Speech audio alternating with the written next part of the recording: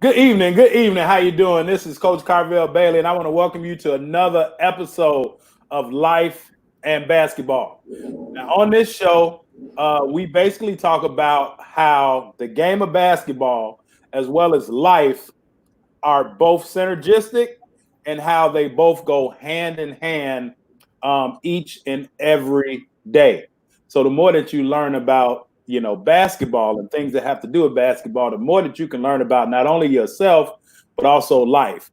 And so what we do on this show is we bring coaches, we bring athletes, we bring former coaches, former athletes, as well as officials and those individuals that have been tremendously valuable to the game of basketball.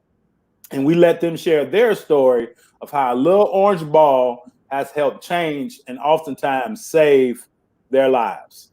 And so the show is being brought to you by Bless the Ball Skill Development Academy, where we help parents of unrecruited or under-recruited student athletes find the right fit for them and help parents save money so that their kids can graduate with the least amount of debt or debt-free as possible. The show is also being brought to you by Understanding Life Through the Game of Basketball. The show is birthed from this book.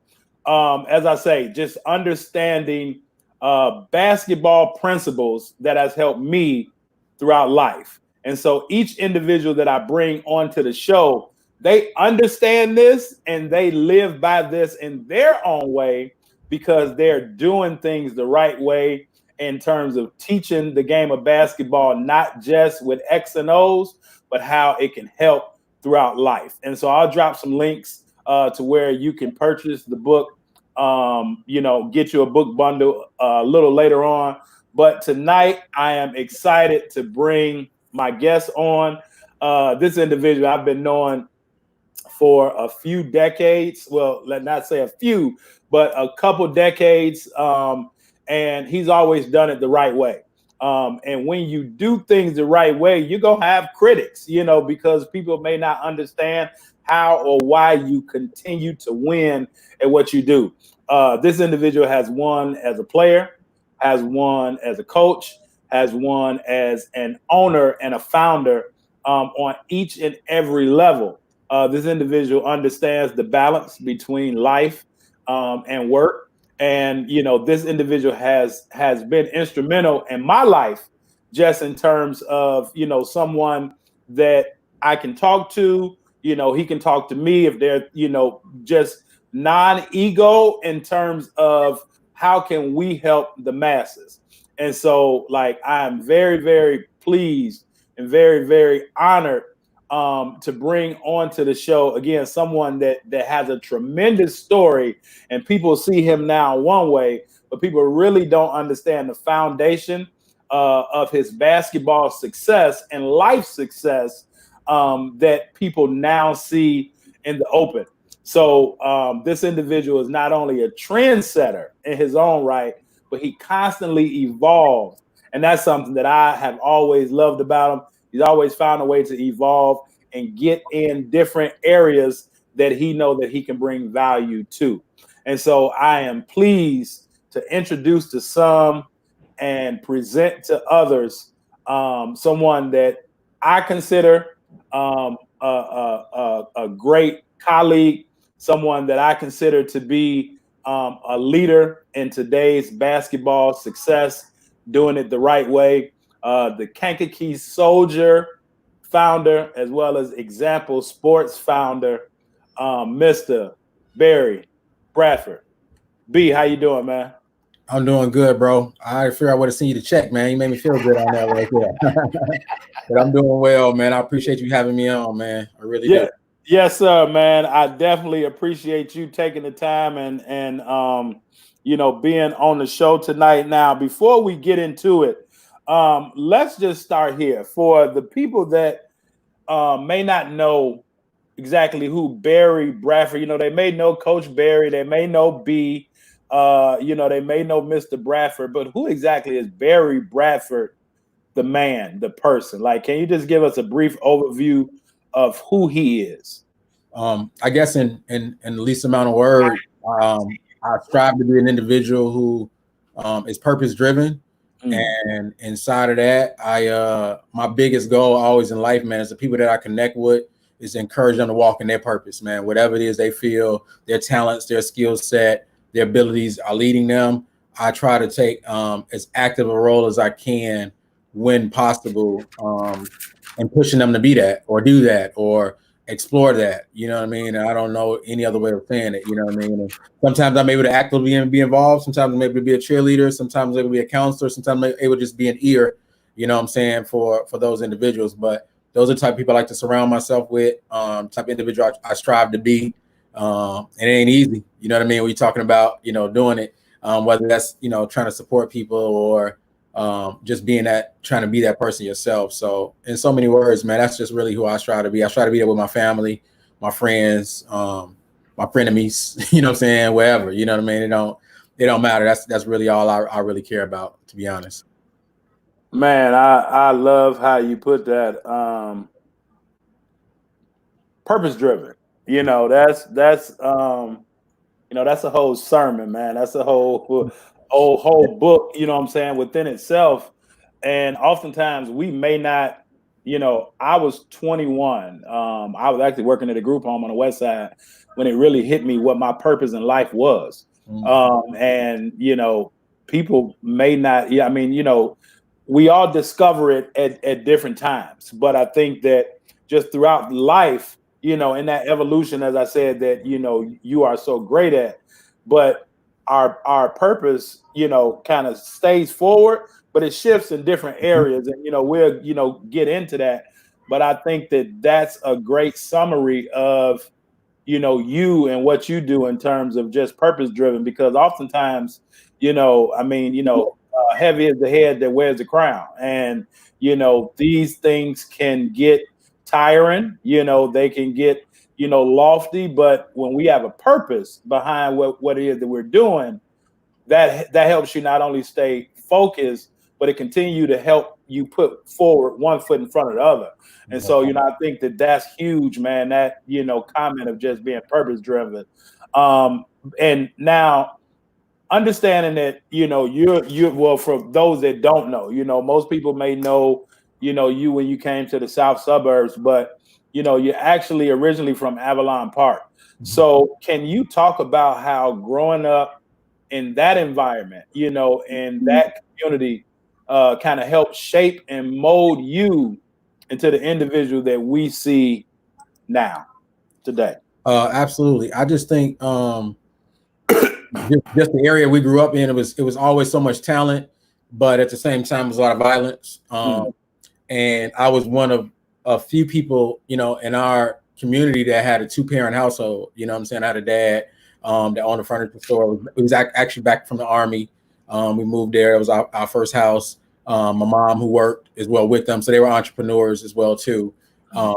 And growing up in the community, he always wanted us to, stay active. And so growing up at Avalon Park, Marty Murray, if you're from Avalon Park, Marty Murray. Marty Murray, an uncle to all of us. I still get a chance to talk to him every once in a while to this, when I got older as well too. But, Marty was just a great influence on my life, so playing ball at Avalon Park and South Shore, bitty basketball, all the way up. And that's just kind of where my roots came from. And, it was just, back then sports was really just an avenue to, it was either the streets or sports. And sometimes it was, the streets in the morning, sports in the evening time, you know what I mean? So, but it's what bonded us, you know what I'm saying? And so, I drive back through the neighborhood from, and obviously a lot of people know Avalon Park, a lot of the, Gangsta Disciples and a lot of stuff that originated was back in the neighborhood in the alley behind the house and stuff like that. Just trying to navigate through that at an early age and still try to figure out how to do something positive, because like I said, I was fortunate to have a household where my parents wanted what was best for us. And that's actually how we ended up moving out. Once they got to a point where they thought the violence was a little bit too much, they found a way to get us out of Chicago and a little bit further south. So, but I still loved it. You know what I'm saying? I still talk to a lot of the guys I grew up with in that area. Some, Kenyatta, phenomenal basketball player, down to Juwan Howard. You had all these, amazing athletes that were, fighting their way through it. Shay, I talked to Shay the other day. We were just kind of kicking back. He coaches with the Mac Urban Fire. Yeah. On the boys' side, or two, we just kind of talking to some of my girls about where we grew up from. He was coaching them in the Steph Curry camp, so it was just cool to think back on where you come from. But yeah, but I'm just, I'm saying I'm really fortunate, man, to have had those experiences though too. Good, bad, or indifferent. You know what I mean? Absolutely, absolutely. And so, you mentioned, something that's probably rare now, unfortunately, with most kids, coming up in a two-parent household. But not only did you have both your mom and dad there, who were, doing their own thing to, make a better way for you guys, but you also had, as you said, the great Marty Murray and other individuals, and programs, that, if it's Biddy Ball and going to the Y, or, Avalon Park, wherever, you had those individuals that helped move you along the way, because as you said, it was either, you had streets and sports. And so, it's a fine line between, those two, streets and sports. So can you talk about, before we move on, and, again, I think that this is the foundation of you, but can you talk about like how having those resources like the Avalon Parks and the Biddy Ball, and just positive individuals in your life that was helping you along the way. Can you just talk about like the importance of that? Because often now, the park districts aren't what they used to be. Kids may not necessarily frequent them as much, but, can you talk about how that was a safe haven and how that safe haven kind of helped shape you based off, because with these community organizations at that time, you were getting reinforcement from the same things that was being said at home, if that makes sense, and now you may not have those individuals doing that. So can you talk about just the importance of having those programs to be able to help you and others like you to help, throughout Avalon Park? Absolutely, man. I just consider myself to be super lucky, and I mean that to my core, because like some of my best friends, Corey, he went to jail, ended up getting murdered. Terry, a couple of guys I grew up with in a neighborhood where we had choices of, which way we wanted to go and do things. And, like I said, having Marty and some of these individuals, Melvin, they just started a teenage basketball league back in the day, so they were trying to help guys get off the streets, and just having those influences being reflections of what my parents were trying to instill in me, having that second voice outside my home, and I tell my kids all the time, I had one summer, man, we had 500 young people get killed in one summer. Wow. You know what I'm saying? They talking about, and when I thought about that, and I had a mentor program, I got 500 kids in a gym. I said, imagine all of y'all in this gym getting murdered, so that's where we grew. That's the neighborhood where we grew up in, or the community where we come from. But having those voices be able to communicate those positive messages and kind of keep steering you down the road, like, look, young fella, if you got A or B, you know what I'm saying? I can tell you what B lead to. A got a world of possibilities. Yeah. B got one of two endings. Yeah. I'm saying death or the jail. You know what I'm saying? You're gonna get death or the jail. So you just and actually jail is sometimes like death too, depending on the situation you end up with. So man, that just did those two things contrasting each other, man, really pushed me into saying, you know what, I want to do something different. When I started to get a little older and mature and look back on it, like, I appreciate the road that it pushed me down, the reminder of that voice outside of my household voice, and say I want to just do something else positive with my life, and then eventually, help some other people, if possible. So yeah, but that dynamic coming out of Avalon Park and just having those staple people right there, always reminding you, you know what I'm saying? And Marty give it to you raw, you know what I'm saying? Raw. You messing up, you know what I'm saying? Not so nicely, but they tell you right then and there, like, yo, so yeah, man. So that did wonders for me, man. And so I can always be available to young people right now because paying that forward or back, whichever way that go, it was always some individuals there for me. And I said I was lucky. I've had that every step of the way, even in my life. So yeah. Yeah, I love it, man. And now you said one other thing that I don't want people to miss. You said that you had to fight your way through, like you had to understand fighting your way through. Now, what I didn't know, is that, your dad, was in the Army, which kind of speaks to the discipline, not only that you have, but your brother, has, and, just the way that you all kind of move in terms of humble respectiveness, but still got to get things done. Right. And then also that, your mom and dad were both entrepreneurs. Now, we take nothing away from, the individuals that may work for somebody else, because, possibly at some point we've all had to do it, Right. or we'll all do it. But I think that when you think of entrepreneurship, as well as that statement that you made, fighting your way through, they almost go hand in hand, because you have to find a way. I mean, if that makes sense, you got to find a way to make it work and be creative, and also be flexible. So like, can you talk about how, like just in your household, with your mom and dad seeing that, and seeing, with the furniture store or whatever else that they were doing, how that kind of like shaped you deep down inside? Because I mean, ever since I've known you, you've kind of been doing things for yourself in terms of, W-2 1099, right? You've always been on that 1099 side. But can you just talk about how fighting your way through, and being in an entrepreneurial household, how that just kind of helped like change your mindset that maybe a lot of your friends did not have? Yeah, I mean, I guess just because like the environment I was, entrenched into, and seeing them do that, going to my dad's first store and seeing his trucks and seeing him buy trucks and seeing them kind of balance through, my mom kind of picking up the needle and taking it to another level with him, and just starting to learn entrepreneurship. And they didn't really even like kind of force it on us, but it was my first couple jobs was working for them, Right. I'm watching them work 18-hour days. I'm trying to get up out of that bad boy, you know what I mean? But just seeing it firsthand, and one of the things that I have to thank my parents for was they put me in a position of leadership inside of their company, with responsibility. Yeah.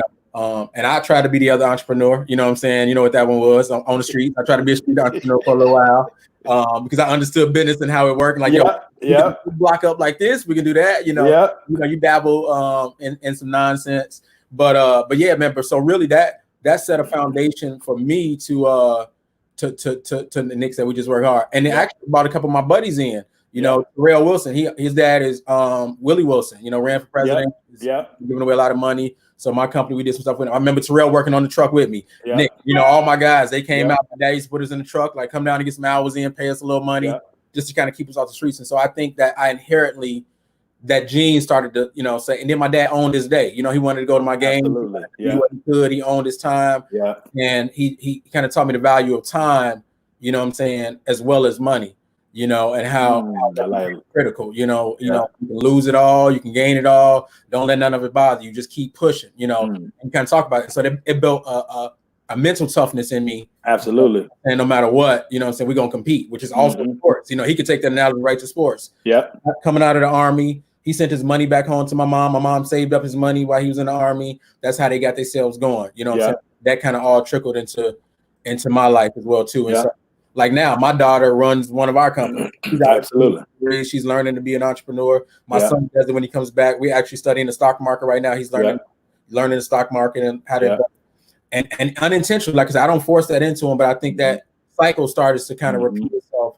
Hopefully good stuff, So I appreciate, saying that though too. But and I tell my kids, a certain level of toughness come with it, like the highs and the lows. You got, absolutely. And I mean, as you said, you seen your dad working them 18-hour shifts and you ready to go, but it's like we off when the work is done. You know what I'm saying? And it builds up a certain muscle, or it helps, reinforce and strengthen, that mental toughness muscle. We always think, biceps, triceps, but the muscle that carries us the furthest is the mind, and so that's why I wanted to ask that question, because for as long as we've kind of known one another.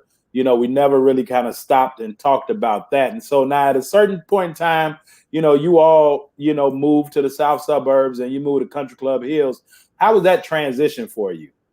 Man, first day it was weird because the blocks are spread out. Mm. And I think I rode my bike. I got a bike when we got out there so I can like kind of see the neighborhood. And I rode over to Hillcrest, and you know what I'm saying. And the funny part was, I can't throw out. I don't want to be like Michael Jordan snitching on here today. But I rode through the neighborhood to meet a couple guys, and I met some 30-year buddies. You know what I'm saying?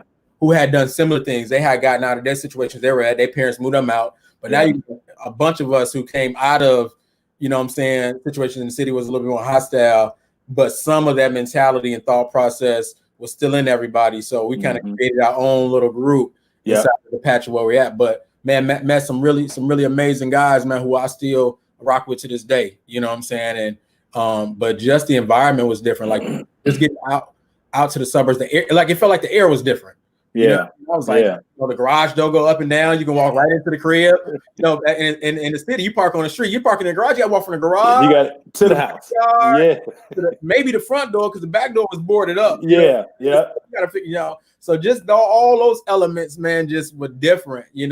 But it was good, man. It's just so much more opportunity to be even more of a free spirit and explore even more possibilities. Because like the world felt a little bit bigger all of a sudden, And the funny thing was, we moved from 79th Street to right past 167. It took me 18 minutes to get there now, but it felt like 2-3 hours or decades away from each other when I was younger. It just shows you, we live in a big but small world, but until you can get outside of that, it's one thing. But so it was a good situation for me to just kind of open up my mind on even more possibilities. Okay. And now you attended Hillcrest High School, right? I'm a Hawk. Now, Hawks. We got that Hawk pride, baby. Being a Hawk and having that Hawk pride, and I don't want this to sound the wrong way because they still do some great things, but it was a number of places where basketball was almost feared to go and play if you weren't from around there, right? One was Woodgate Park, and the other one was across the street from Hillcrest. You had to bring it if you stepped on either one of those, playgrounds and courts. And they both had different sides, so you wanted to make it to the big side, But saying that to where it was a lot of talent that came out of the south suburb, especially during that time. And a lot of it came from Hillcrest and or Ridge Central during that time. So can you talk about how your time at Hillcrest, just throughout those 4 years, seeing, the transition, with Coach Capel and, the things that, he took his basketball program to, the football team, just, kind of everything about Hawk pride, that reinforce that toughness in you. So like for the people that may not know, can you just kind of talk about that Hawk pride and especially during that time? Yeah, man. I don't know if he watched the show or not, but like when I first came out coming out of grade school to high school, like Torrey Lewis and Jesse James was balling. And Torrey, Torrey, he put you in the garbage can, push you across the parking lot, like he don't care, It might have been Nick, he did that too. I can't remember who it was, but Nick on that now too. But so like those guys, man, and Ty Gillespie and Thomas, those guys, man, were balling back in the day, And so you go to that park, and like I said, I tell our kids now, like, y'all don't even know what it means. Like, y'all don't even keep score when y'all play. No. You don't know what it means if you get to the park at 10 o'clock in the morning, right? As soon as the sun is up and get a little bit warmed up. And if you don't win that game at 10:30, you might not get back on the court again until 1. You literally sitting on that sideline waiting 5, 6, 7 games and get picked back up again. So you trying to get 3, 4 games. And then, as I said, and then one of the rims is 11 feet. You know what I'm saying? So, you actually battling to figure out if you can get the rim going the other way. Like they don't know about any of those things right there. But, you know what I'm saying, and just having those battles, man, in the park. And then I was fortunate enough to I took a job at Hillcrest Park District so I can get a key to the rec center. Yeah. You know what I'm saying? And so I would work in the morning, so I opened up the rec, and then we started getting it in, you know. And I talked to yesterday, or day before yesterday, I talked to Donovan McNabb. Yeah. And so Donovan and I worked out together at Hillcrest. We were talking about this yesterday. And, you know, Donovan and Carlton DeBose and, you know, all these guys from Thornton and everywhere, Chauncey, like everybody would come in that rec center. John L. Sloan, guy who was, you know, these were killers, man. You know what I'm saying? Like, they would all come to that when we get in the rec center and we'd just get it in, you know what I'm saying? Like all day long. And so, so kids don't really know about that. You know what I'm saying? Like, you know, you arguing over game point for 20 minutes, you know what I'm saying? Because you don't want to lose. You know, they don't even know the score when they be like, they be like, what's the score? I stopped playing. Like the last time I stopped playing in open gym was because kids didn't know the score. I'm not playing. I don't even know what the score is, you know, like this is pointless, you know. Now, let's slow down there for a minute, man, because I don't want it to fly over people's head, you know. And I talked about it a couple years ago, you know, even had a whole like video in class about it, about like just playing on the blacktop. But can you talk about, like, you know, people may say, well, you know, why coach tripping? You know, why Barry tripping? So what? They don't keep score, you know, be playing and ask what's the score, or I don't know. Like, can you really talk about the importance of keeping score? Yeah, I think it lends to IQ, right? So if I don't score, I don't know the situation. I like that. I don't even know what I should be doing right now. Yeah. You know what I'm saying? So like people be trying to say these days, like these kids got a lot of natural ability, right? So they're just aggressive all the time. Yeah. But who can think through the situation? Right? It's 6-5. The game is to 7. You know what I'm saying? I'm down 1. Do I want to go to the 2, or am I going to try to get a 1? Do I think we can get a stop, or have we talked about like, yo, we finna get a 2 right now, because if we get them the ball, like we're playing against Antoine Hall, if we get them the ball again, you got to foul on every time now, because he's probably gonna back you down and turn around, you know. Later. So you know what I'm saying? We know we got to get a 2. So who do we want to shoot that to? Yeah, anybody shooting the ball. You couldn't just come down and shoot the ball just because. You get cussed out, right? Yeah. You know, like this ball is going to a specific person in a specific situation for us to win this game, because we just trying to stay on the court one more time. You know what I'm saying? Because you know, if you lose after you lose that second and third game, you go into the crib. I'm gonna be so 2 hours before I get on the court again. I'm going home. You know, so I just, you know, so teaching my kids like this is more than just understanding the score. Just understand time and score, situation, IQ. You know what I'm saying? What's going on? When it's going on? My point guard this year, and I know we probably start running Trinity Duckworth is my point guard on my Wolfpack team last year.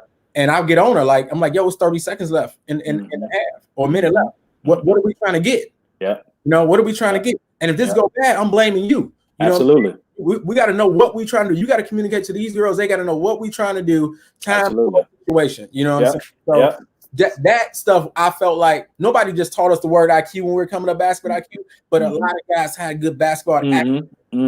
We grew up in the park having to manage that situation ourselves. And coach telling you we had to manage it ourselves in the park. Basketball IQ. Ain't everybody's not just shooting the ball. You know.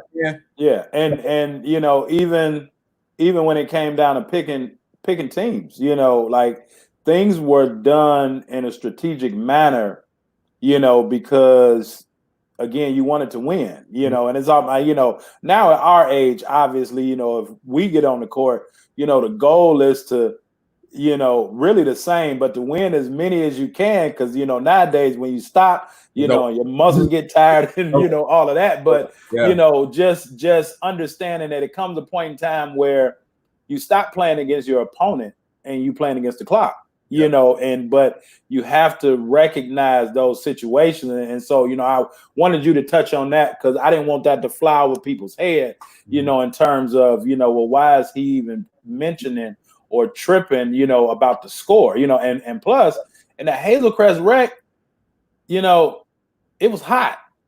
Man, it's hot. You know, it was hot. So, you know, the ball may get slippery. You know, the court may, you know, hell, if somebody fall and they wet, you know, that's a whole nother thing. And, you know, but just being able to recognize, you know, like game situations, you know, and so like when Lawrence Hetty, you know, moved to, you know, out to Matson, you know, like, you know, me and him, and I threw Lawrence so many lobs for game point because like, if I almost like Twan, you know, if you toss it up there, he gonna go get it because people is sleep. So, you know, I just wanted you to be able to touch on, you know, Hawk pride and what, you know, and as Dino said, you know, you played your role at a young age. You know, you understood, you know, this is what I can do. This is what I, you know, can't do. This is what I shouldn't do.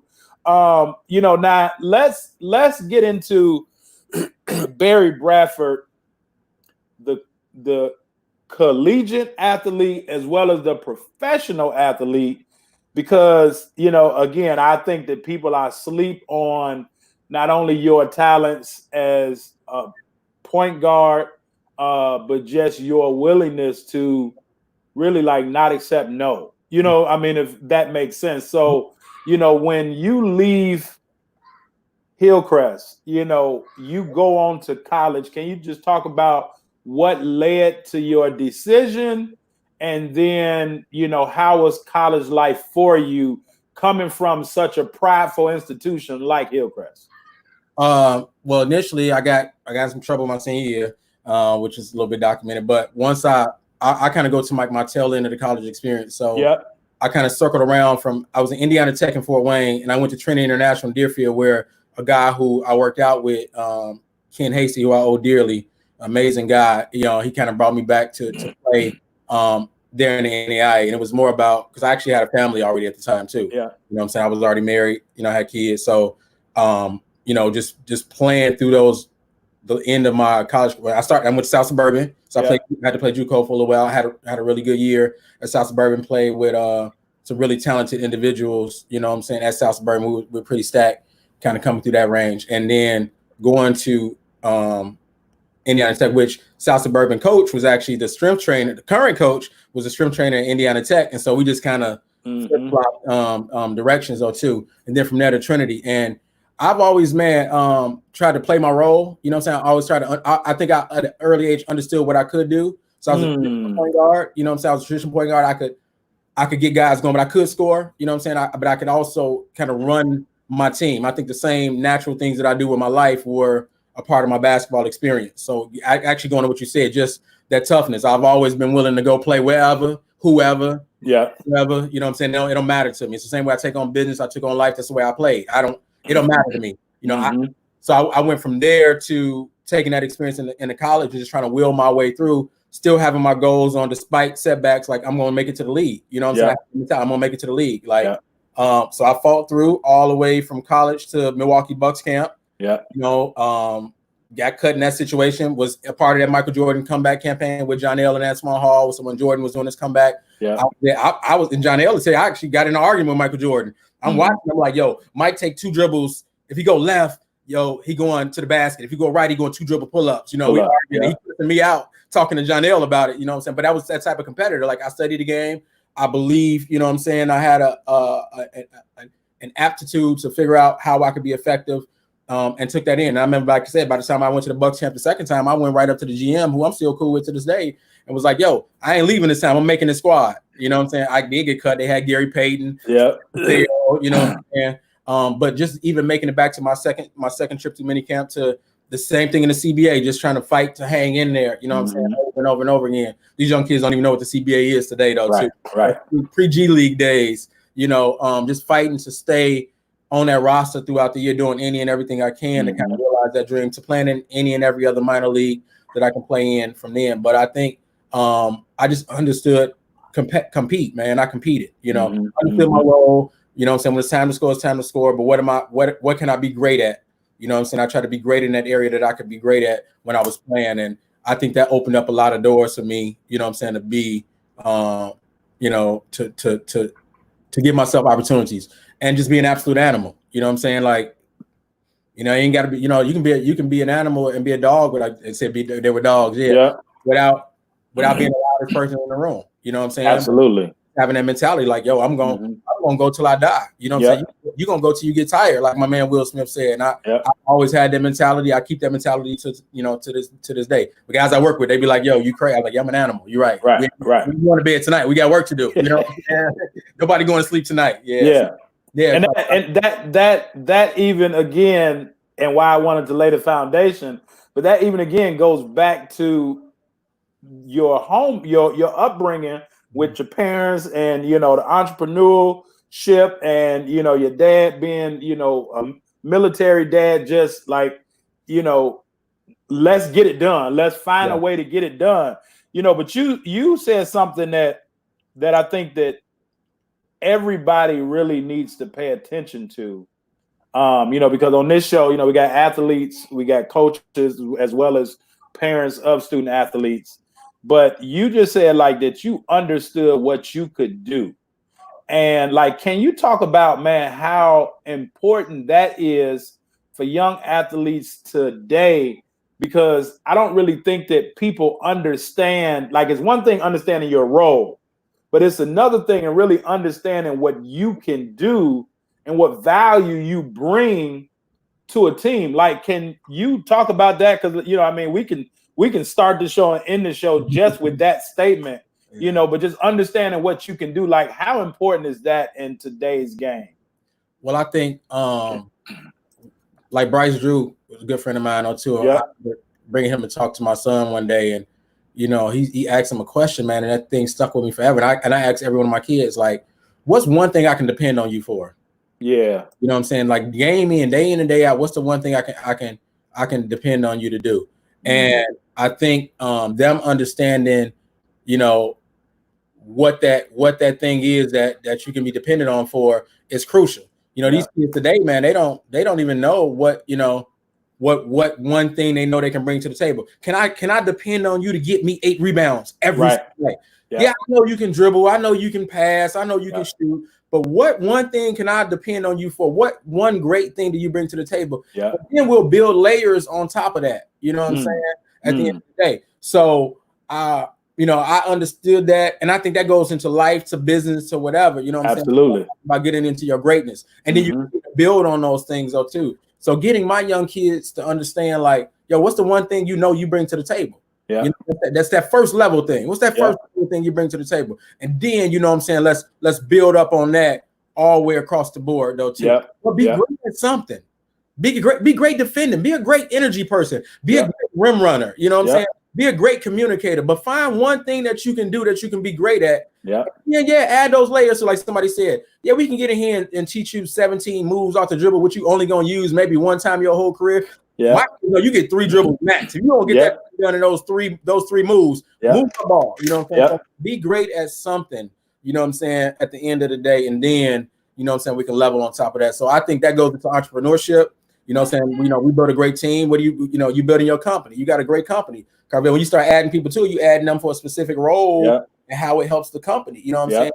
And then they max out based on the value that they bring. So I'm trying to teach, you know what I'm saying, that inside of what we do as a team and as an organization too. I hope that kind of touched on that. Yeah, no. And again, we are here to educate the people, and I want for those people that, that may not know as much about you as they should, I want people to understand that your basketball mind goes well beyond, putting programs together.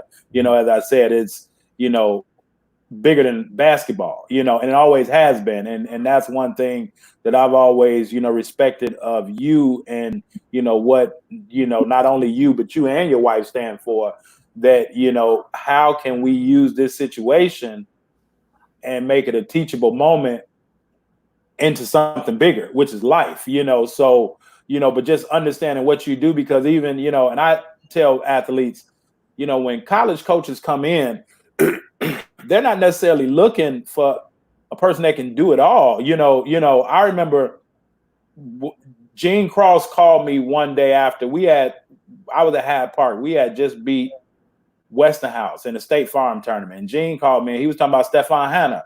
And he was like, man, I like that dude. He was like, because at our level, at like Notre Dame, he was like, Carvel, understand this. And Gene was my coach at UIC. Gene was like, man, listen to, he said, you have to be able to do something great at this level. Like, we don't need people that can do good.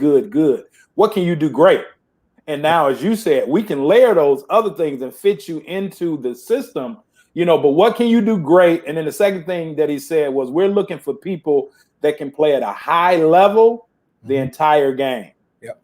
And I was like, oh, okay, that make because you know, you get, you know, I'm gonna give 100%, now I'm gonna give 40, you know, I'm gonna give, you know, 60%, you know, I'm gonna give 80, you know.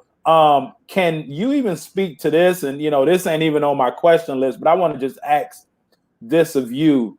What do you think about athletes that get upset when they come out the game? I mean, because I personally think coming out, you know, when we played, you came out because you were tired, because you were playing hard. You know, back in the day, you know, the whole pull your jersey thing, like that was cool. You know, to be like, coach, hey, I need one because I'm playing hard.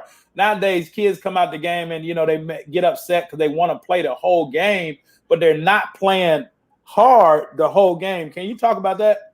So, and I'm probably way into a question, but dig this. I had 10 girls on my roster last year. Really, technically 9, I added 1. 8 went Division 1. But 9 of them had Division 1 offers. The one I added late for Bennett, she ended up going Division 2 because she wanted to go Division 2. Okay. We picked our starters out of bag. Now think about this. And 9 of those 10 averaged probably 20 plus points a game on their school teams. Right? Most of them never came off the bench ever in their life. Yeah. You had to sprint on the court. You had to sprint off the court. Yeah. Everybody on the bench had to stand up, shake a hand, sit back down. All body language stuff, right? Yeah, I love it. And I can honestly say, man, inside of that group, our slogan is we just work hard. Like just work hard. Yeah. That's what we do. We just work hard, period. But having a group of kids who understood that mentality, along with parents too. Like our parents are phenomenal. Yeah. Parents who understood that mentality of we just gonna bring it. When I come out, I come out, you know, and I'm gonna sit down and I'm gonna get back up and I'm gonna get going. Yeah, they competitors. I mean, they all high level basketball players. They want to play all game long if they can. Right. But most kids don't know, like when you playing 4 or 5 minutes hard, like legit hard, unless you are like a ridiculously freak of nature in shape type of a kid. Yeah, it's very hard to be able to go beyond 5, 6, 7 minutes hard. Yeah. You know, unless there's a lot of stoppage in the game, though, too. So, man, I just think one, I think it's selfish if you're saving yourself. I love that. Yeah, that's the first problem you got. You know what I'm saying? And you know, selfishness in a team sport is going to uproot you every single time. Yeah, you know. And then we tell our kids, now you disrespecting that person that's coming in for you, right? Yeah. You telling me you can't come out. What are you saying about that person that's coming into the game? Are you basically saying that they shouldn't be coming into the game? Absolutely. You know what I'm saying? Like, you know, so them understanding what type of teammates you are. And what about when they come in for you? What about when you come in for them? After they you see what I'm saying? So trying to get them to be selfless in those instances and understanding that thing gonna work out for you. That's somebody said that we're selfish. Like, you know, that thing gonna work out for you. So that's kind of the mindset we try to put into play right from the beginning. You know what I'm saying? Yeah. And I think that has served us well so far. You know, where we can continue to keep that trend going. But yeah, man, I think it says a lot about them as an individual. But most kids, like you said, they don't address what you said. You don't play hard enough to even know that you're tired. Right. Like for me, I got a young lady who came to play for us this year. You can't bend over. We don't bend over. Yeah. Yeah. You gonna stand up in the middle. You tired? Stay up. Stay up. You know what I'm saying? Keep your shoulders up, your head up. We ain't bending over nobody. Yeah. And them just actually, well, I didn't know I did that much. Yeah, you're tired. Now you ask for this. You can't bend over. You need one. Back to what you said. Yep. Yeah. You know, let's go. Yep. So, and it, you know, I mean, it goes back to building that muscle of just being tough. And you know, to your point. Well, now when you bend over again, you know, Jordan made it cool. But now when you bend over, one, your lungs can't get the air it needs. But also on the defensive end, if you see a player on the offensive end, if you see a player, like if you see me bending over, and if you have the right mentality, game over. I mean, at that point, you know what I'm saying?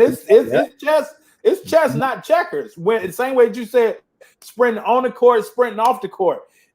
During that timeout, like there are ways to psychologically beat teams before you even put the ball in the basket. Yep. You know, if it's talking on defense, if it's sprinting, if it's popping right up after a foul, like all those intangible things that people don't really realize.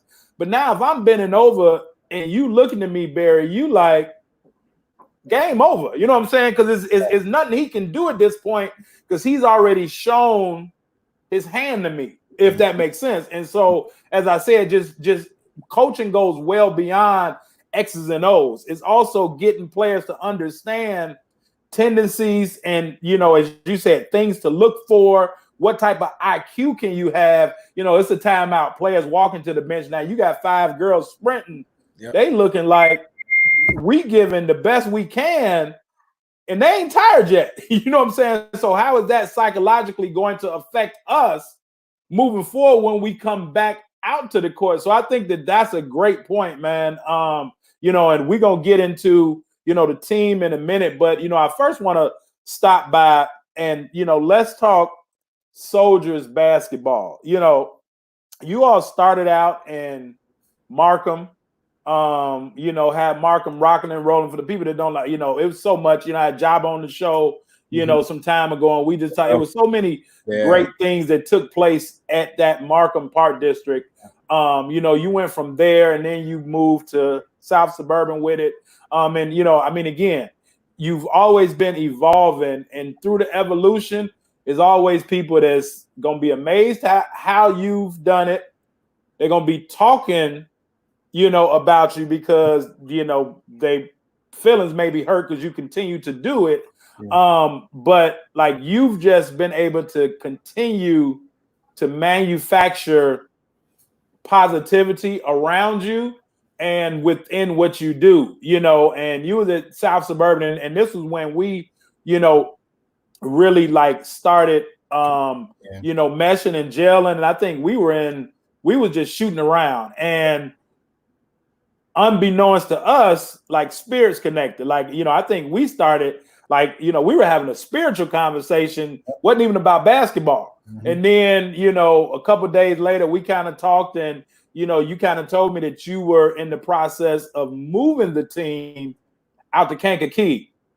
Like, whoa, you know, like, because at that point, other than, you know, Kankakee K's, you know, or, you know, Kankakee Community College, it's like, why are you going out there? Can you talk about, you know, and I remember, you know, the day when the whole move and, you know, we all got in our cars and we drove down to Kankakee. We had to clean up, you know, the very first gym that y'all had. Like, you know, I mean, I was there, you know, I was blessed to be, you know, to be asked to be a part of that whole foundation, that whole move. But like, you've single-handedly changed the community in Kankakee and those surrounding areas. But like, what did God say to you, man? And it could only be that. Like, how did you take it in that direction to Kankakee? Man, it was crazy. One, I have to say, like, definitely so many people were a part of us being able to do any part of the positive part of it. I have to say, I don't say that I've been really fortunate. Like I said, people like yourself, I've been connected to so many dope people, you know what I'm saying? Whether it's for a short time, a long time. And when I only had a partial vision or idea of what I felt, you know what I'm saying, God kind of laying on my heart, but you try to walk that thing out to the best of your ability, you know. And like they say, I missed more game winners than I made, you know what I'm saying? You make so many mistakes along the way. But I can honestly always, I know I can always look myself in the mirror and say, I've always tried to do the right things for the right reasons, you know. And if I didn't, it's because I didn't know what the right thing maybe was to do at that time. But so I was thinking about going to Country Club Hills because they were building a new gym over there, you know, thinking about just staying back kind of in the neighborhood or whatnot. But we wanted to get far enough away from Chicago to actually provide, from an entertainment standpoint side, something that could be appreciated and where there was a need, you know what I'm saying? Kind of back to the business acumen, location. My brother, actually, he loves real estate. He has a knack for just finding stuff everywhere. I'm in Country Club Hills. He in Kankakee. Like, I'm like, yo, come see this gym. You know, the mayor and them, they built a new gym over there. They said I can get in a gym over here. We can build something. But he like, yo, I'm in Kankakee. You need to come see this. And you know, he my big brother. Even though I was You know what I'm saying? And I was this quote unquote founder of it, but so he like, all right, I'm gonna come up there and check it out. So he come up there, he like, come get in the car with me, let's talk about it. We don't even go into the gym. We sitting in the car. This dude, I'm gonna say drives me to Kankakee. He like, man, look at this place. Now Country Club Hills is brand new. You know what I'm saying? Like it's brand new, it's great.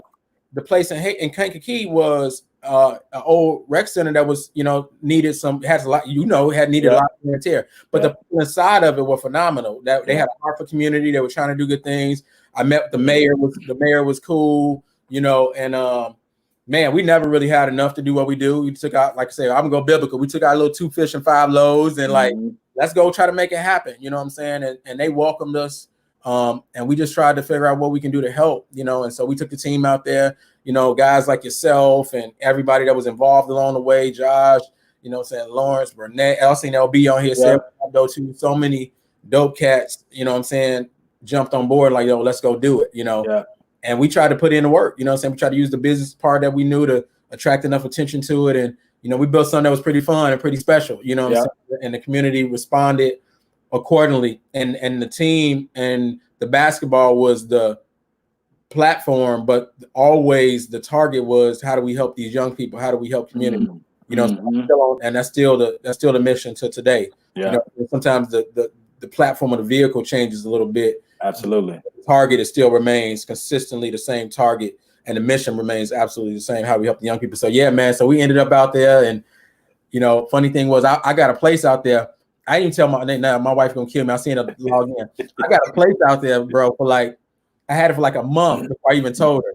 Okay. And I go out there and work during the daytime, got a crib. I'm like, man, if I'm gonna be out here, we need a place in the community. So I gotta get all set up. But I go back to the crib. I have my place out there. I can chill out, parts of the day. But man, she by the time I took her out there, I'm like, yo, by the way, we need to be in the community. She's like, well, we can look around. I was like, but I actually got a place. Let me go take you to it. You know what I'm saying? And man, we've been here ever since, you know what I'm saying? And man, I'm thankful, man. I don't know how she stayed with me this long, because I'm a nut, man. But we got in the community, man, and wanted to do it right. So we went all in.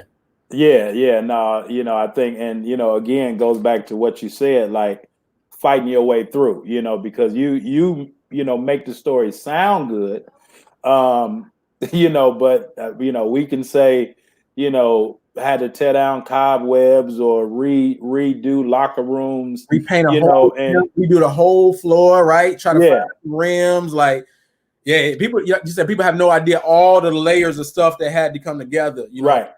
And as you said, you had a family, and your family was, growing and kids getting older, and like, can you talk about how difficult it was, and not only, now uprooting your family, because who knows if this thing is going to work, right? It's all about faith at this point, but I think when people see you now and they look at, the Uncovered Prospects and Example Sports and all of those, even with the soldiers and the cheerleaders and, the baby cheerleaders, all of those things. But can you talk about some of the roadblocks that you had to go through, even with, you all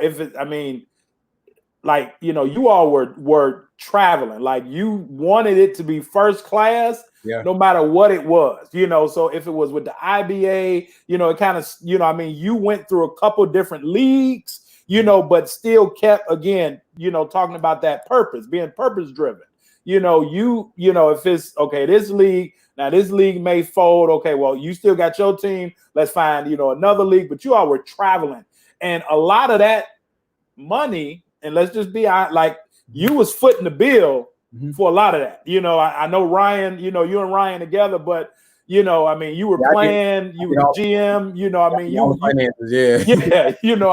was, kind of doing it all. And I think when people see those individuals that they feel are successful, they think it was easy. And so, can you just talk about some of those roadblocks or setbacks and how you continue to, as you say, fight your way through? I think the funny part when it first started, I tell my wife like, yo, I'm gonna buy a team in this league. It's $25,000 for a franchise. I can't really tell you how it makes money yet, but I think it's the right thing to do for us to be able to, build some community. Yeah. And actually looking at her face and like now when I'm saying it to you right now, because when I was in the moment, I was feeling it, right? Yeah. Now, backside when I say it to you, and I think about how dope she had to be. Yeah, absolutely. Like, listen to that come out my mouth and then be like, you sure that's what you want to do? You know what I'm saying? Like that makes sense to you. And I write out a whole business plan and the whole 9 yards and like, yeah, I want to make this investment. And that's the franchise season. By the way, the first year, we're gonna play a couple home games, but we're gonna travel all across the world. We're gonna go to California, we're gonna go to Portland, Oregon, we're gonna stay a week here, a week there, and we're gonna foot the bill for it, you know what I'm saying? So we can get the experience of learning how to do it right, you know. And by the way, we're probably not gonna win that many games because it's a new team, but we're gonna build the culture. Yeah. You know what I'm saying? We're not gonna sacrifice the culture. And I think about it now, telling her these things and then, actually for the bill. So we did that. We started that off, you know what I'm saying, with money that we had originally starting off with. And then I had a consulting company. Well, I still do. As a consultant, I'm in the middle of, I got my biggest client ever. And I went full time there. But right on our way to going to California, he's worth, a couple $100 million. And I worked directly with him. And so he's like, he gave me a $10,000 raise every single month. Month over month over, like I just out of nowhere, like I got a bonus, I got another bonus, an actual raise in my salary, and so it happened for 4 months straight. And it's right in the middle of the season. When we getting close to playoff time, we had to go to LA, and he wanted me to go to Ohio. So I'm like, I'm gonna take a red eye. I'm gonna go to California, but I'm gonna take a red eye. I'm gonna be in Ohio, and I'm gonna make it back to Chicago on that Monday. We're going to LA. We're playing against Toby Bailey, Byron Russell, who was with the who's with Utah Jazz. Michael Jordan did the push off. They had all those guys, Tyus Edney. Like, I got to go to LA for this game. And one of the individuals who I was with at that time, worked with at the company at that time, not intentionally, but it worked out. It was like, yo, Barry finna be in LA. and the CEO is like, but I need him in Ohio. So they hit me up. I'm like, no, I'll be there. I tell her I'm gonna be there. But I didn't know she told him. And he is he made very strong will. I learned so much business acumen from, but he's like, yo, I need you here. He's like, what are you doing with this basketball thing? And this is 2000, right before 2008, when after the markets crashed too. I'm sorry, right before 2008, the markets crashed. So making that type of money that I was making at that time was very rare on your own. And so in our community. And so he looks at me, he like, I need you here. He's like, are you making any money with that basketball stuff? I was like, no, I'm not at all. I'm spending the money I make on it. And he like, listen, man, he said, let me tell you something. You got a family, the type of money you're making right now. He said, you need to be like, I need you here with me. I can't have, because when the rubber hit the road, you're gonna go where your passion is. Either you're gonna do this or do that. And he said, but this is what I'm gonna do. You need to go to that trip. I'm gonna pay you for the next month. And when that's over with, I need you to shut that down and just come and do this with us. This is right when we're getting started. About 2 years into it, we starting to really get a little bit of headway. So I come home and I tell Aisha, I'm like, yo, this is what Doc said. I got to do X, Y, and Z. He gave me the money. Now that trip to LA was great because I got the whole month paid when I went on that. So we're gonna make this trip the best trip ever. And she like, what you want to do? You know what I'm saying? I was like, man, I gotta, I've already did a lot, but you asked you to do a lot. Like, how should we do it? She's like, man, where's your passion at? Where's your purpose at? You know what I'm saying? Kind of hit me back with it. And I'm like, I think we can make a difference. Like, well, what happens if you lose that? What do you do? I gotta get more clients. I gotta turn it up. You know what I'm saying? I don't have a big whale, but I'm gonna have to get a bunch of other stuff going. I don't know. But she said, look, go to the trip, you know what I'm saying? Get back. We talked about, we got back, she was like, and she went with me. Actually, we went to LA and we got back. She was like, yo, we building something, you know what I'm saying? It's making a difference in people's lives. She's looking through all the emails and what people are saying. Like, let's go all in. And man, we did it. And we didn't really have a bunch of sponsors at that time. So, I'm just watching that bank account just keep, you know what I'm saying? Like, man, you know what I'm saying? So it was probably one of the scariest things I've ever done, you know what I'm saying? But now on the flip side of it, you know what I'm saying? And money is a tool, like without a doubt. Absolutely. Tool, but the impact and the difference we make, so I still be paying for some stuff from back then today. When I think about it, like, oh, I forgot I had that bill left too. Left, you know what I'm saying? And so, man, it was an amazing test of our faith, you know what I'm saying? And what we really believed about our purpose. But the experiences from that moment on to this day, man, have been mind blowing. You know what I'm saying? And I wouldn't trade them for the world. I mean that too. Like I wouldn't trade the world, but like just hitting those blocks, man, not knowing how you're gonna get through the next week or the next week, and then something happening, this worked out the right way, that worked out the right way. From players, like I got to give so much love to the guys that came to play for me. You know what I'm saying? These guys who I think were top-notch guys, Billy Rush, Billy Baptist, Ryan, Big A, you know, these guys came and sacrificed. LB, Lawrence Burnett, who was on here, it was like, yo, B, let's build it. You know what I'm saying? Like they were with it, you know. And I was breaking them off, like, I got you, let's do what we can until we can't do it no more. Right. Gave back to the community, rest in peace, Mike Sims, you know what I'm saying? Like, but we built a monster, you know what I'm saying? Everybody and represented the league at a high level, you know what I'm saying? But that was a correlation of guys, man, buying into the vision. Yeah. You, people like yourself, people like Janelle, coach. It was like, it was just always somebody who kicked the can down the road a little bit more. So everything that I do right now, and I tell people, they be thinking like, it ain't even just about being humble. Like, it's the truth. Yeah. Like, we are a product of a lot of dope individuals making a little or sacrifice here and there along the way. You know what I'm saying? Like, that's really the truth. Yeah. Yeah. No. And I wanted to ask that question because, you know, I have had conversations or have seen, you know, you kind of throughout that process, and like it took a lot of will, you know what I'm saying? You know, I mean, you know, obviously you had to have, you know, a strong, you know, lady in your corner, you know, in which you've always have had, but, you know, just like faith, because I mean, you know, I mean, people are packing in, you know, and, you know, the two biggest latched-on terms right now is bet on yourself and trust the process.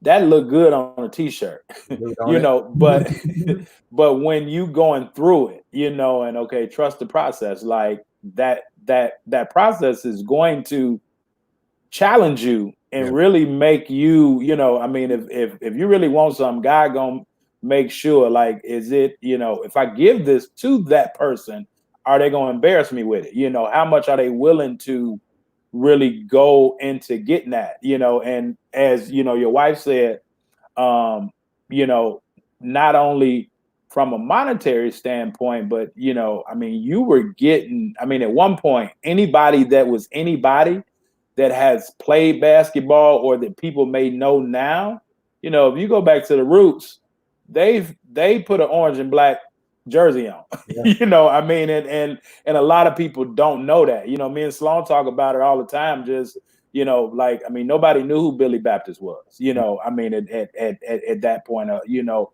who knew some of the, you know, I mean, hey, you know, Creole play, and, you know, I mean, like, just, you know, guys just, you know, willing to come back and say, hey, I have the opportunity to continue my dream. And I know that these guys can help me in that pursuit, but also I'm willing to do this because of them also. And I think that speaks highly about, you know, the relationships that you've built thus far, and just being able to maintain those relationships, you know, and then at a certain point, you know, that pivot hit and it clicked, as I said, you know, then, you know, now you make it a basketball experience, not just a basketball game. You know, you got a community that comes out. Okay, how can we add to them? You know, you got, you know, the cheerleaders at this point, you know, you got the baby cheerleaders, you know, things moving, and, you know, soldiers on buses, you know. But the one thing that I always talk about, man, I always like to brag on this, your willingness to give and give back.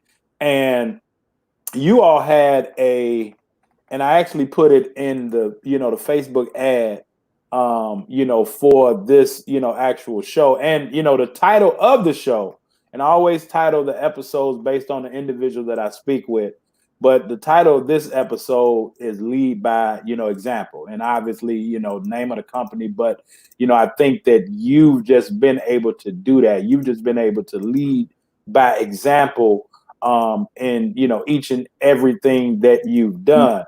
But this is the picture, man, that I want to I'm gonna share my screen for a minute. But this is the picture, man, that I always like when I saw this picture with the bus. But then when I saw what y'all was doing with the bus, I was like, oh, okay, man, this dude is on a whole nother level. Can you just talk about like this give back? And I'm not sure if this was for Christmas. You know, I know you all do it for back to school, but can you talk about, man, the like why? Like why this and how did it make you feel? So that's actually, man, that's funny. That's one of my favorite things to do. Got started with that when State Representative Lisa Dugan was in office, but we started doing what we call field a bus. And so we took our bus. So we had a bus with our players and dancers and stuff was on the bus. Yeah. And we actually got the community involved with the radio stations. And during Christmas time, especially for kids who are adopted or underserved communities, we would fill the bus with just gifts.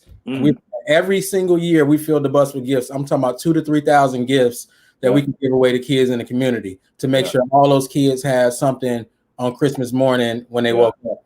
And the community was dope, man. I'm talking about, man, even if it was down to money, down to whatever, you know what I'm saying? They brought it, man. They bring it every year, you know what I'm saying? And so that was one of the greatest traditions that I was able to be a part of doing and helping just to give back to the community. And our guys would come in, man, they would stand outside the bus. The players would stand out there and receive the gifts, and inside the gym, you know, they would do a little clinic, you know what I'm saying, shoot with the kids or do whatever they could do. CC Malone, DeMarcus Bowden back in the day. Yeah, we got them guys, man, was on it, you know what I'm saying? Anthony Kyle, I know he just some dope dudes. But and we had a chance, like I said, you know, thousands and thousands of toys, clothes and stuff giveaway every single year though too. And that you know how that feel, man. You know what I'm saying? You be like, the kids be happy, but in your heart you feel such gratitude to be a part of helping, you know, where you can help at. So absolutely, and I think man, I didn't know that was in there.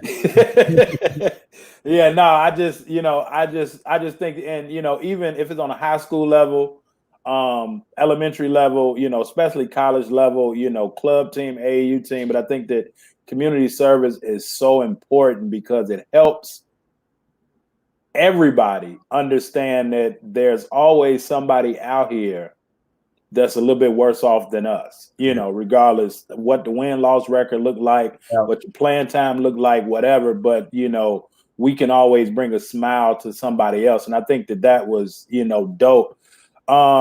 In 2011, man, you were awarded by the Daily Journal, you know, out there in Kankakee, the Person of the Year.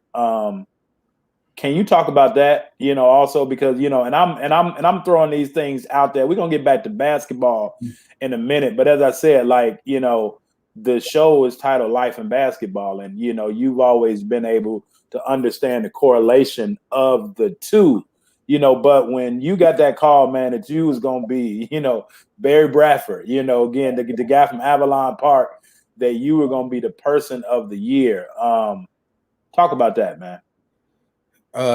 It's crazy. And I won, like, I really gotta say thanks Steve, good people, Nigel, good people. But we won 4 awards. We won Person of the Year, Business Person, like Young Entrepreneur Award, and another one. And so what was funny was on all 4 of the dates to receive those awards, we had a game or an event for our kids. Wow. So I went to the event and a game. I've never officially went to the award ceremony to pick up the award. And I always mess around and be like, I think God didn't want me to, because it's always been us, you know what I'm saying?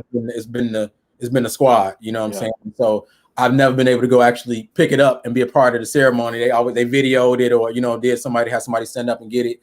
And I'm thankful for that too, because I think it kept my mind in the place I needed to be at. And not any more so the award, but more the service. But I still was so thankful that people recognize what we're doing. You know what I mean? And they thought enough of us to give us something as prestigious as that. You know what I'm saying? About the community. And like I said, it's another another pin, you know, in the hat for, you know, what everybody had been doing. You know what I'm saying? After I said, I was like, man, really, when they asked for my speech on it, I just said, tell them it was we and not me. Yeah. You know, tell them we and not me. That's all I can really tell them. You know, and it was us. So, yeah. but it still was a compliment to us as a group in terms of what we were able to do. So, thank you for that. Yeah. Now, you know, you go from, you know, and I know it started out, you know, still, you know, doing both. And, you know, I mean, again, you know, you and Aisha, you know, y'all doing y'all deal, but, you know, you got Micah and Misha, you know, continue, you know, growing up as y'all. So, you know, the family it has to still move, and y'all are, you know, doing these things constantly, you know, evolving at that particular time. You know, if it's, you know, so now if it's going to games, you know, as you said, you got, you know, work, you know, but then there's also family life and all of those things. But, you know, you start example. And what a lot of people don't know, because they see now, you know, you're heavily on the girl side, and, you know, you've done both, you know, but you kind of started, or, you know, spent a nice amount of time on the boy side. But what I think that a lot of people may not know, and I want you to talk about it, but you, from my understanding, never really wanted to coach the side that your kid was on at that particular time. So you've done both. So can you explain, like, you know, people see, you know, you're totally engulfed in the women's side now, but you used to be coaching the boys side too, you know. So can you talk about just the whole evolution of that, and, you know, what was behind that, with the science of, okay, maybe not wanting to coach, you know, Misha at that point, and not wanting to coach Mike at that point, letting somebody else coach him, you know. So can you just walk us through that? Yeah, I didn't want to be that. Well, one, I didn't want to coach my kids. You know what I'm saying? Yeah. I trained them. So Misha started playing late, and she walked in. She's like, I want to play basketball. In like 7th grade, I'm trying out for the team. I'm like, yo, do you even know how to play? Like, I ain't never seen you shoot basketball. Can you even shoot? Right. Yeah, it's a month before the season starts. She's like, I want to train. So I started off kind of working out with her, and then I ended up getting a trainer for her. I was doing it, and then they were, you know, try to get her. Well, I trained her the first year. She made the team, you know. Then she wanted to play softball. Then she like, all right, a month before 8th grade year, she like, I'm gonna try out again. Can we train again? I'm like, look, man, you're gonna do this. Like, we ain't gonna be crash coursing before tryouts every year. You're gonna actually have to get to training. And so we started doing. And Micah would automatically just come work out when I was working out, because I was still kind of playing at the time. Yeah.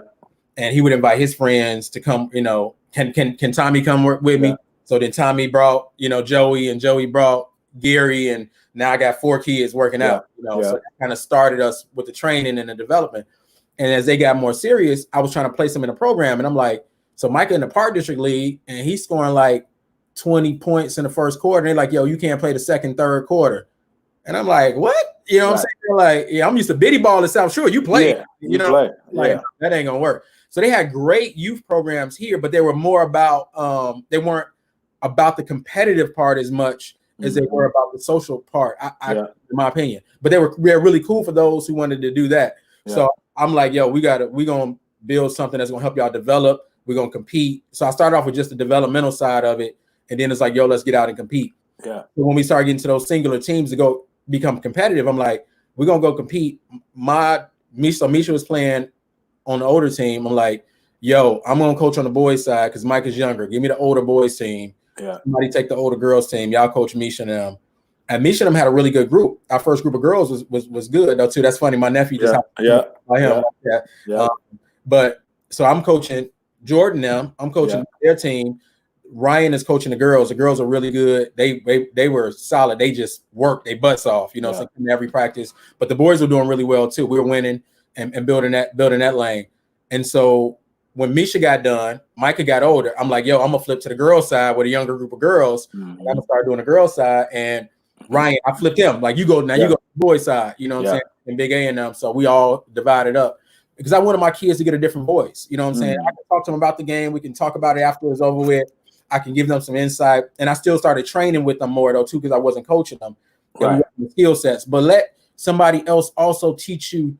You got to work to apply your skill set in an environment that's just not so comfortable for you. So Michael was getting kicked out of practices You know what I'm saying? Like he argued back with Ryan and they kicking him out. He looking at me. I'm like, yo, you got kicked out. We'll see you. I'll see you at the door. You know what I'm saying? Like, right. or go apologize. We got to figure that thing out. You know what I'm saying? Like, Right. that's the thing go right now, you know, and letting him kind of grow through that, you know. And so, but then, like I said, so the girls did really well. We didn't, but the girls basketball wasn't really big yet. It was some stuff going on, but it wasn't really like that platform yet. So we were doing what we could do with them. Yeah, we went scout at the game. You know what I'm saying? One Division I coach, IUPUI, which our girl went to. Matter of fact, my first girl that went pro, she went there. And then on the boys' side, we were starting to compete. You know what I'm saying? So Jordan said, so we were starting to compete. We was winning some tournaments. And then Micah's group came behind Jordan and them group, and they started to really compete. You know, Zach Hollywood, you know, rest his soul. You know what I'm saying? One of my kids, he went to Ball State. They went on the Under Armour independent tour. And we matched up with Seventh Woods and some of the official Under Armour teams, and went absolutely bananas. Zach was going to work Gerald Duckworth, Duck's son, like Brandon Hurt at the time. And so we had a group of boys, Tylen, who was at Hillcrest at the time. Like they went down there and just started working. But we had a group of boys, man, they never missed no practices, going 3 days a week. You know, my brother started coaching that team, Jay, and Jay was no nonsense. So he like, yo, we practicing 3 days a week. Like a real high school practice. He like, this ain't no AAU practice. Y'all can practice like a pro team. This is how our pros. You get here early, you stretch out, y'all meet in a group, like let's go. And so that started to set the tone for the boys' side. But as the shoe game continued to grow, we would, you know, it was hard to get enough boys who, you know, whether they was playing for free or thought, and I hate to say it like that because it really what it was, like thinking like, yo, ain't nothing just gonna be given to you. You got to work, you know what I'm saying? Now it's cool what, you know, and Micah played some with the Fire too. Then ultimately he came back his last year because he wanted to play with Zach and them. They wanted to, you know, build their own brand. You know, I left it up to him, like you can do whatever you want to do. And the guys after that, and they went down and earned their respect. They earned 20, 30 coaches on the sideline. The guys afterward, they like, yo, well, we don't really got to come to practice. I'm like, what? You know what I'm saying? Like, no, we ain't doing that here. Not when we spending money on y'all. You know what I'm saying? Absolutely. Practice, you're gonna pay your dues. So this the AAU mentality, which we call it, I hate to just throw it as a group, but the mentality of what was happening in travel ball at that time on the boys' side, because they, you know, some of their buddies were really elite guys, and they, you know, they were just flying in and playing a game, you know, play 2 games, flying out. You know, and they hearing that, and their social media was growing, you know, so now all of a sudden it's really getting big. So the boys, I thought, side of our program started to focus on what we were all about. Hard to put together enough of a team that the expectation is going to be, look, we're going to give y'all a platform to play on. We're going to put y'all the life skills that go along with it. And as long as y'all can lock into that, the experience is going to be worthwhile. But we can't create an expectation. It's 40 Division I players in the state. 10 play for the Fire, 10 play for the Mean Streets, 10 play for the Wolves, and the other 10 are divided up between the rest of the teams. Absolutely. You know what I'm saying? And so which means the rest of y'all gonna go somewhere other than Division I, which is fine. I made it all the way to the Bucks camp from the NAIA. You know what I'm saying? Like twice. You know what I'm saying? So that's fine. Like it ain't just Division I basketball. So we had to kind of shut it down to a certain degree and reteach that thing. But man, I'm Brandon silly. We had to talk about that too. But we actually talked about something. You're a little late, but we get back into that though. But yeah, and so on the girls' side, man, they just kept it about the work. So the girls' side started to really overrun the boys' side in terms of the production side of it and the commitment to excellence. You know, we were demanding excellence. You know what I'm saying? We were demanding excellence. And that's not all our teams. We still have some young teams that were doing it, but it became hard to balance. You know, at some point, like you said, you got to pivot. You got to make a decision. Like, can I really service you at the level that you feel like you should be serviced and the level that I think I can do? And so we started with some gaps that we couldn't really service at that level.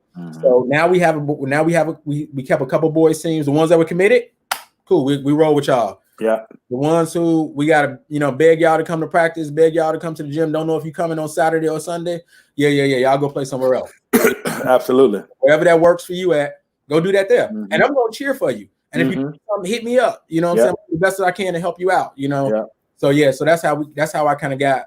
And then when Micah finished, I was on the girls' side, so I just stayed there. And I you know, think that, you know, I mean, you know, you made a lot of, you know, you dropped a lot of good nuggets in that answer, in that statement too.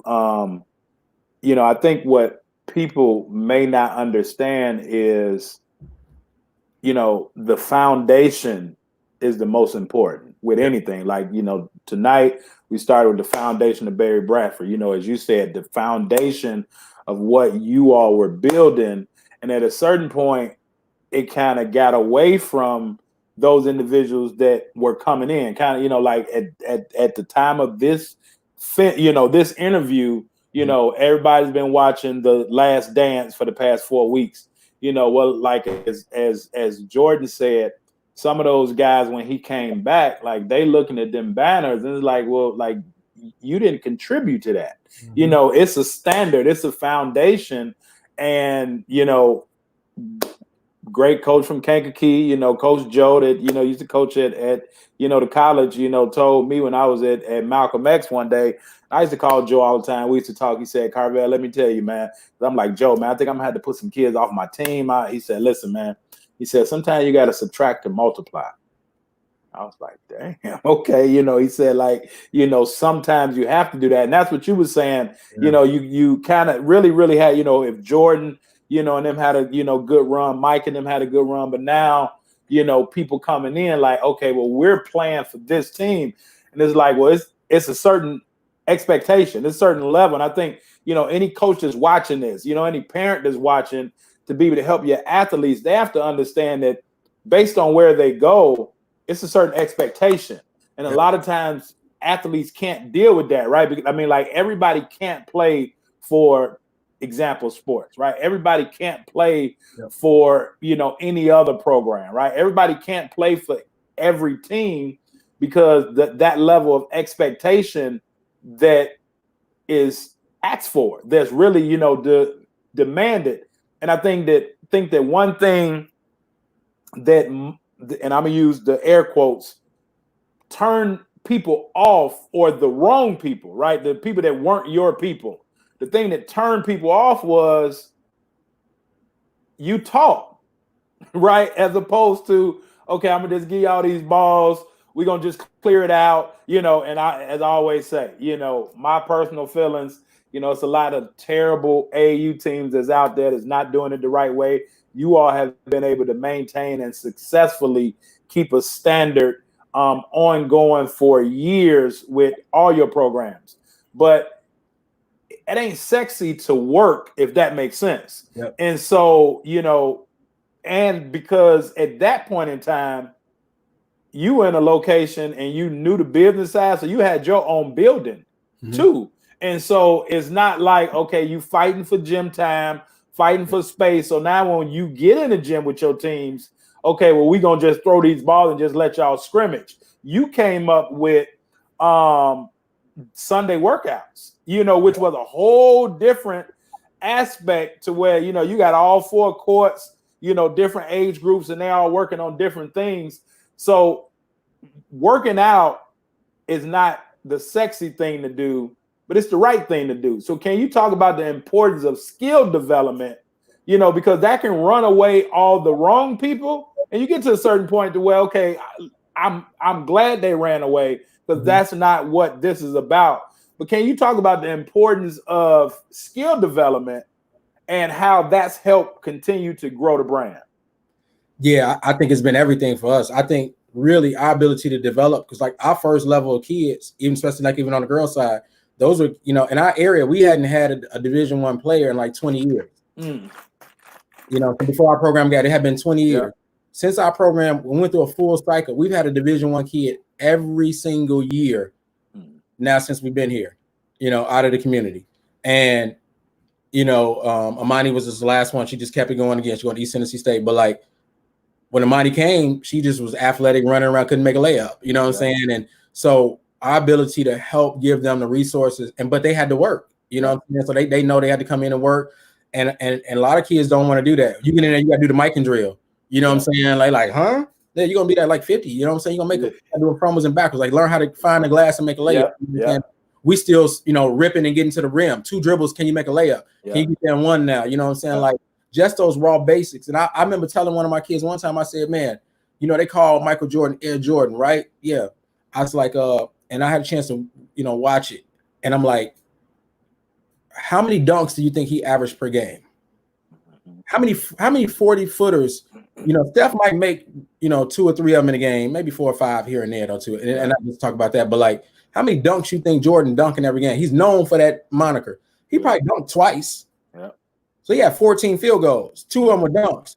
Those other 12 field goals was layups, mid-range jump shots. You know what I'm saying? Because he didn't shoot threes for a long time. Didn't really shoot threes for a long time. You know what I'm saying? If he did, he right on the line. You know what I'm saying? Like, so when you tell people arguably one of the greatest scorers to ever play, y'all think about him for that dunk from the free throw line. The rest of everything he did was really fundamentals. He got a fadeaway down, which means he shot 1,000 fadeaways so he can make that fadeaway 50% of the time. Yeah. And so when you start telling kids about how much the basics really are the foundation of every great person, you know what I'm saying? It's really back down to basics.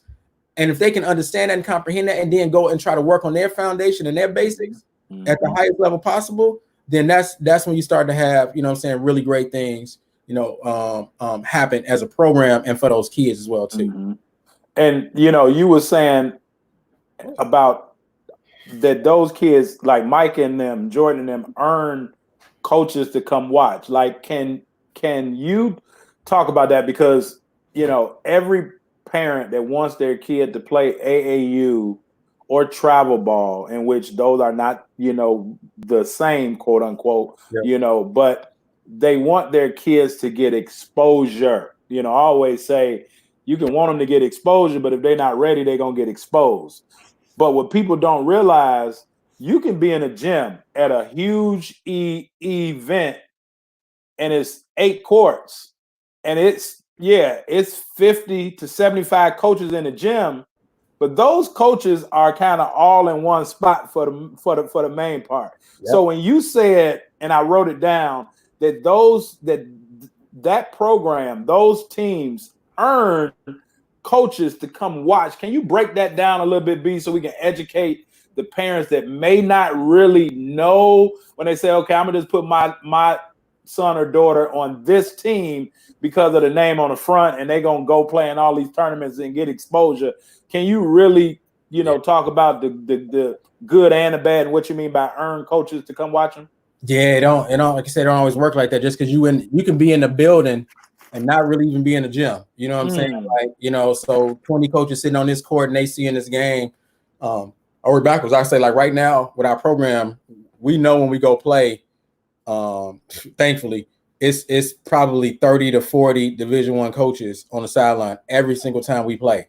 So if our kids are playing 20 games in a live period, that's 20 times that they got Division I coaches watching them play. The cool thing about it is I don't have to be great that one time I play that, Michigan State was there. Yeah. You know what I'm saying? I might have a great game today or I might have a bad one, but they probably coming back. You know what I'm saying? We're very fortunate to have that luxury right now. Yeah. But also you can play great, but they coming back again and you don't play great and that thing flip on you because, you wasn't that one hit wonder. You ain't get to go vanilla on this bad and get it off. You know what I'm saying? And then some teams, though, you know what I'm saying, they only got, coach just happened to walk by and take a look. If you didn't go crazy in that moment, you know what I'm saying, now they gone, which I think created this element of selfishness that I got to get mine because, you know what I'm saying, I might not have this moment again.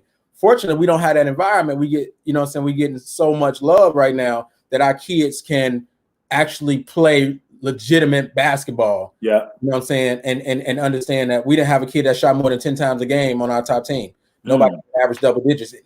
We had 117 Division I offers, you know what I'm saying, out of the group. So, and I count Division II and everything else. So, man, I think parents need to understand, like, that is not a guarantee. You just throw them on a roster, they're going to go play, especially if you ain't going. You send them on a bus, you think they went down there and played in front of a bunch of scouts. They're like, yeah, it was 700 scouts in the building. Yeah, they were on 20 courts. And those other 30 courts ain't have none, and your team was on those other 30 courts, so ain't nobody seen you do anything. Yeah. You know what I'm saying? You didn't spend all that money. And if you don't have a relationship with somebody, either that coach don't have a relationship or a person like yourself in your business. If you can't call and be like, hey, UIC, you know what I'm saying? Timmy gonna be on court 7 at 2 o'clock. I need you to go and watch them. If you don't have them type of people that can get them people that are for you, you really just spend a lot of money for your kid to go out of town and have a mini basketball vacation. You know what I'm saying? And you know what I'm saying? Just really play some ball. So parents need to understand those dynamics. Like, who really comes to watch y'all? Who do y'all really have relationships with? You know what I'm saying? And again, I always tell my kids, we don't get you a scholarship. We give you a platform to get that scholarship. You know I love that. That's what we tell them every single time. Like now the pandemic going on, we probably had 20 offers in the last 3 weeks, and we haven't played a game yet. You know what I'm saying? But by reputation and by relationship, you know what I'm saying, coaches trust the information we can give them. Like you got coaches that trust, like you said, you talked about Gene Cross, about Stephon. He gonna trust what you can tell him about Stephon, which can create an opportunity for Stephon. But if they don't have those type of relationships, if you're not in that type of program, then man, you in trouble. You know what I'm saying? You really just probably funding somebody to go out of town and hang out in the gym on your behalf. You know, what you're doing, and that money might be better served in other areas. I see my guys talking about recruiting, is about relationships. They know we on the phone all day long. You know what I'm saying? And you know, I love, you know, the statement that you said, and you know, I wrote a whole article about that. You know, like parents get upset at when the coach didn't help my, you know, son or daughter get a scholarship. It's not the coach's responsibility. Like, you know, your responsibility is to help put them in the best position to get that scholarship. But but now once you put them in that position, what are they going to do? But not only that, what are they going to bring? Because you can be a good player, but if you don't have good character or good integrity, that's not going to matter either. So, you know, can you speak about that as, you know, as now we really educating, you know, does just being able to put the ball in the basket really matter when it's all said and done? I'm telling you, it's funny you said that. I don't know if you can see this, but I'm gonna probably put the top of this. So this will say, man, the light gonna kill it. It just said Loyola. Hey, coach, Loyola just offered. Can you see that? Yep. That's one of my kids, and actually a kid I'm gonna stroll into. So this kid right here, she been on fire lately though too. Just got an offer from Seton Hall yesterday. Okay. She is a high character kid. I'm funny you just said that literally. Coach can get on the phone with her and they like, B, I love her. Yeah. You know what I'm saying? Like she working her butt off. She got 5.0 GPA, you know, never got a B, you know, and again, we ain't played, and she just picked up another offer right now, but she's getting on the phone, actually talking, and her character and her work ethic, and when they discover more about who she is as a person, it ain't me selling them, you know what I'm saying? She's literally in there making it happen, you know what I'm saying? And now we have the ability to, you know, let the coach know, hey, here's a kid you need to check into, and we can kind of back that up. But definitely, man, it comes down to, you know what I'm saying, those kids and those parents raising their kids the right way, giving them the best opportunity to really be recruited at that level. It goes into it. And if somebody's not, I'll go back to yourself. If somebody like yourself, if you're not educating, if these parents aren't getting the education and the information that they need to see the whole picture, you don't really understand why they're missing out. You know what I'm saying? So you look at our program, our kids are being educated on how to get on the phone, how to talk to coaches, how to respond back, how to call them back. You know what I'm saying? How to be engaged, how to have a list of things that you want out of the school, you know what I'm saying, even when you're in a conversation with them. And so those coaches, it's easy for that coach to now understand, I can see how this kid fits into what I'm doing. You know what I'm saying? I'm going to make this investment, right? They invested in this kid. I'm a college coach. Yo, this is my job. I'm feeding my family with this. You know? I ain't just saying that kid nice. Give me your scholarship, come hang out with me for 4 years. No. You know, some coaches getting paid $200,000, $300,000, $400,000, $500,000, you know what I'm saying? In a tough market. So they want people that's going to help them win, also help them look good on and off the court. You know what I'm saying? So if they're not getting that information from people like yourself, I see my man D Shannon just got on. D doing the same thing. He's educating people as well too. So if they're not getting that proper information, man, and those kids aren't responding the right way beyond basketball. I think you just say that, you know, beyond basketball, they're killing themselves. Yeah, and you know, stand with that, you know, but to your point, and I know that you all do it, you all have done it for a long time, you know, have parent meetings, you know, to be able to educate the parents. You know, you mentioned something earlier about it's not just about going Division I, you know, and I think that a lot of parents don't understand that because they just don't know. I was talking to a parent a couple weeks ago, and you know, she was like, well, you know, in all honesty, I thought that junior college was just for, you know, like troubled kids or dumb kids, or, you know, she didn't even know NAI existed. You know, but so can you speak to the point of it's not just about Division One. And now, you know, this year with everything that's going on, if they, you know, waiving test scores and all that, but just because you have the test score don't mean that you can play on that level. Just because you don't have the test score don't mean that you can't play on that level. So can you talk about the importance of not just looking Division One, but looking for the right fit? 100%. So I can go down. I got a kid, Jasmine Stewart. She's in Jasmine Elliott, playing in NAIA. Jasmine Stewart turned down. She had maybe 4 Division I offers. She went to NAIA school, who gave her 4 years plus 1 scholarship. You know what I'm saying, to go play in the NAIA. So she get a year her grad school paid for in the NAIA.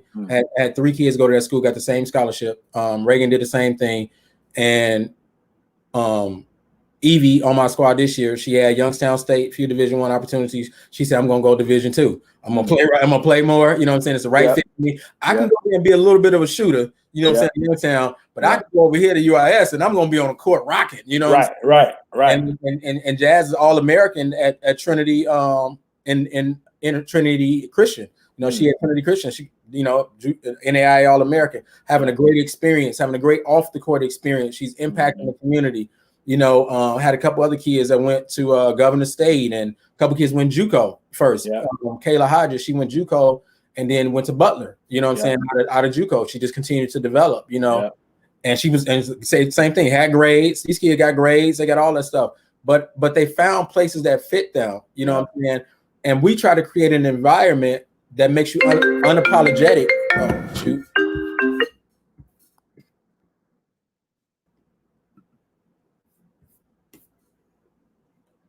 Oh man, I don't know what I did. Can you hear me? Yeah, can you hear me still? Yeah, I can see you. Okay, still good. Good. Well, I don't know what my screen is doing, but they unapologetic about, you know, where they're at, you know what I'm saying, and what's going on.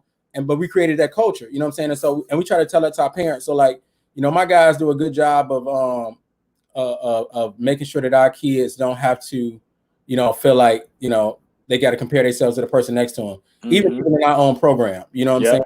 Like, I don't care what so-and-so did. You fine. You know what I'm saying? You good to go on your end. Just, you know, find a level that fits you, you know what I'm saying? And make it happen. You know what I'm saying? We're definitely fortunate that that's what's, you know, been happening in our program. I hope parents understand that, like, you can have a great experience, you know what I'm saying? Phenomenal experience at sometimes anywhere but a Division I. You know what I'm saying? Like, you know what I mean? Like, and there's money to be gotten. There's experience. There's opportunity there. Like, so finding the right fit is super important, man. Like, and it's just not about that. Division I look good on a tweet.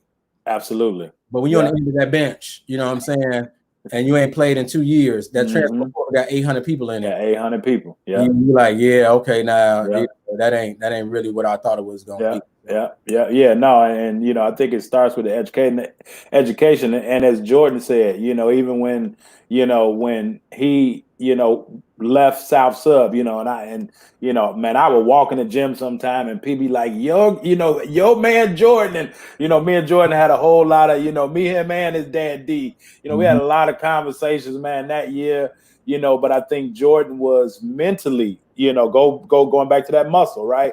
Mentally able to endure, you know, South Suburban wins, and they win a lot. But again, everybody can't play there, you know, and I don't even refer people that I don't think can play there. You know, I remember having that conversation. I'm like, I don't know. He like, you know, D was like, that's what he need though.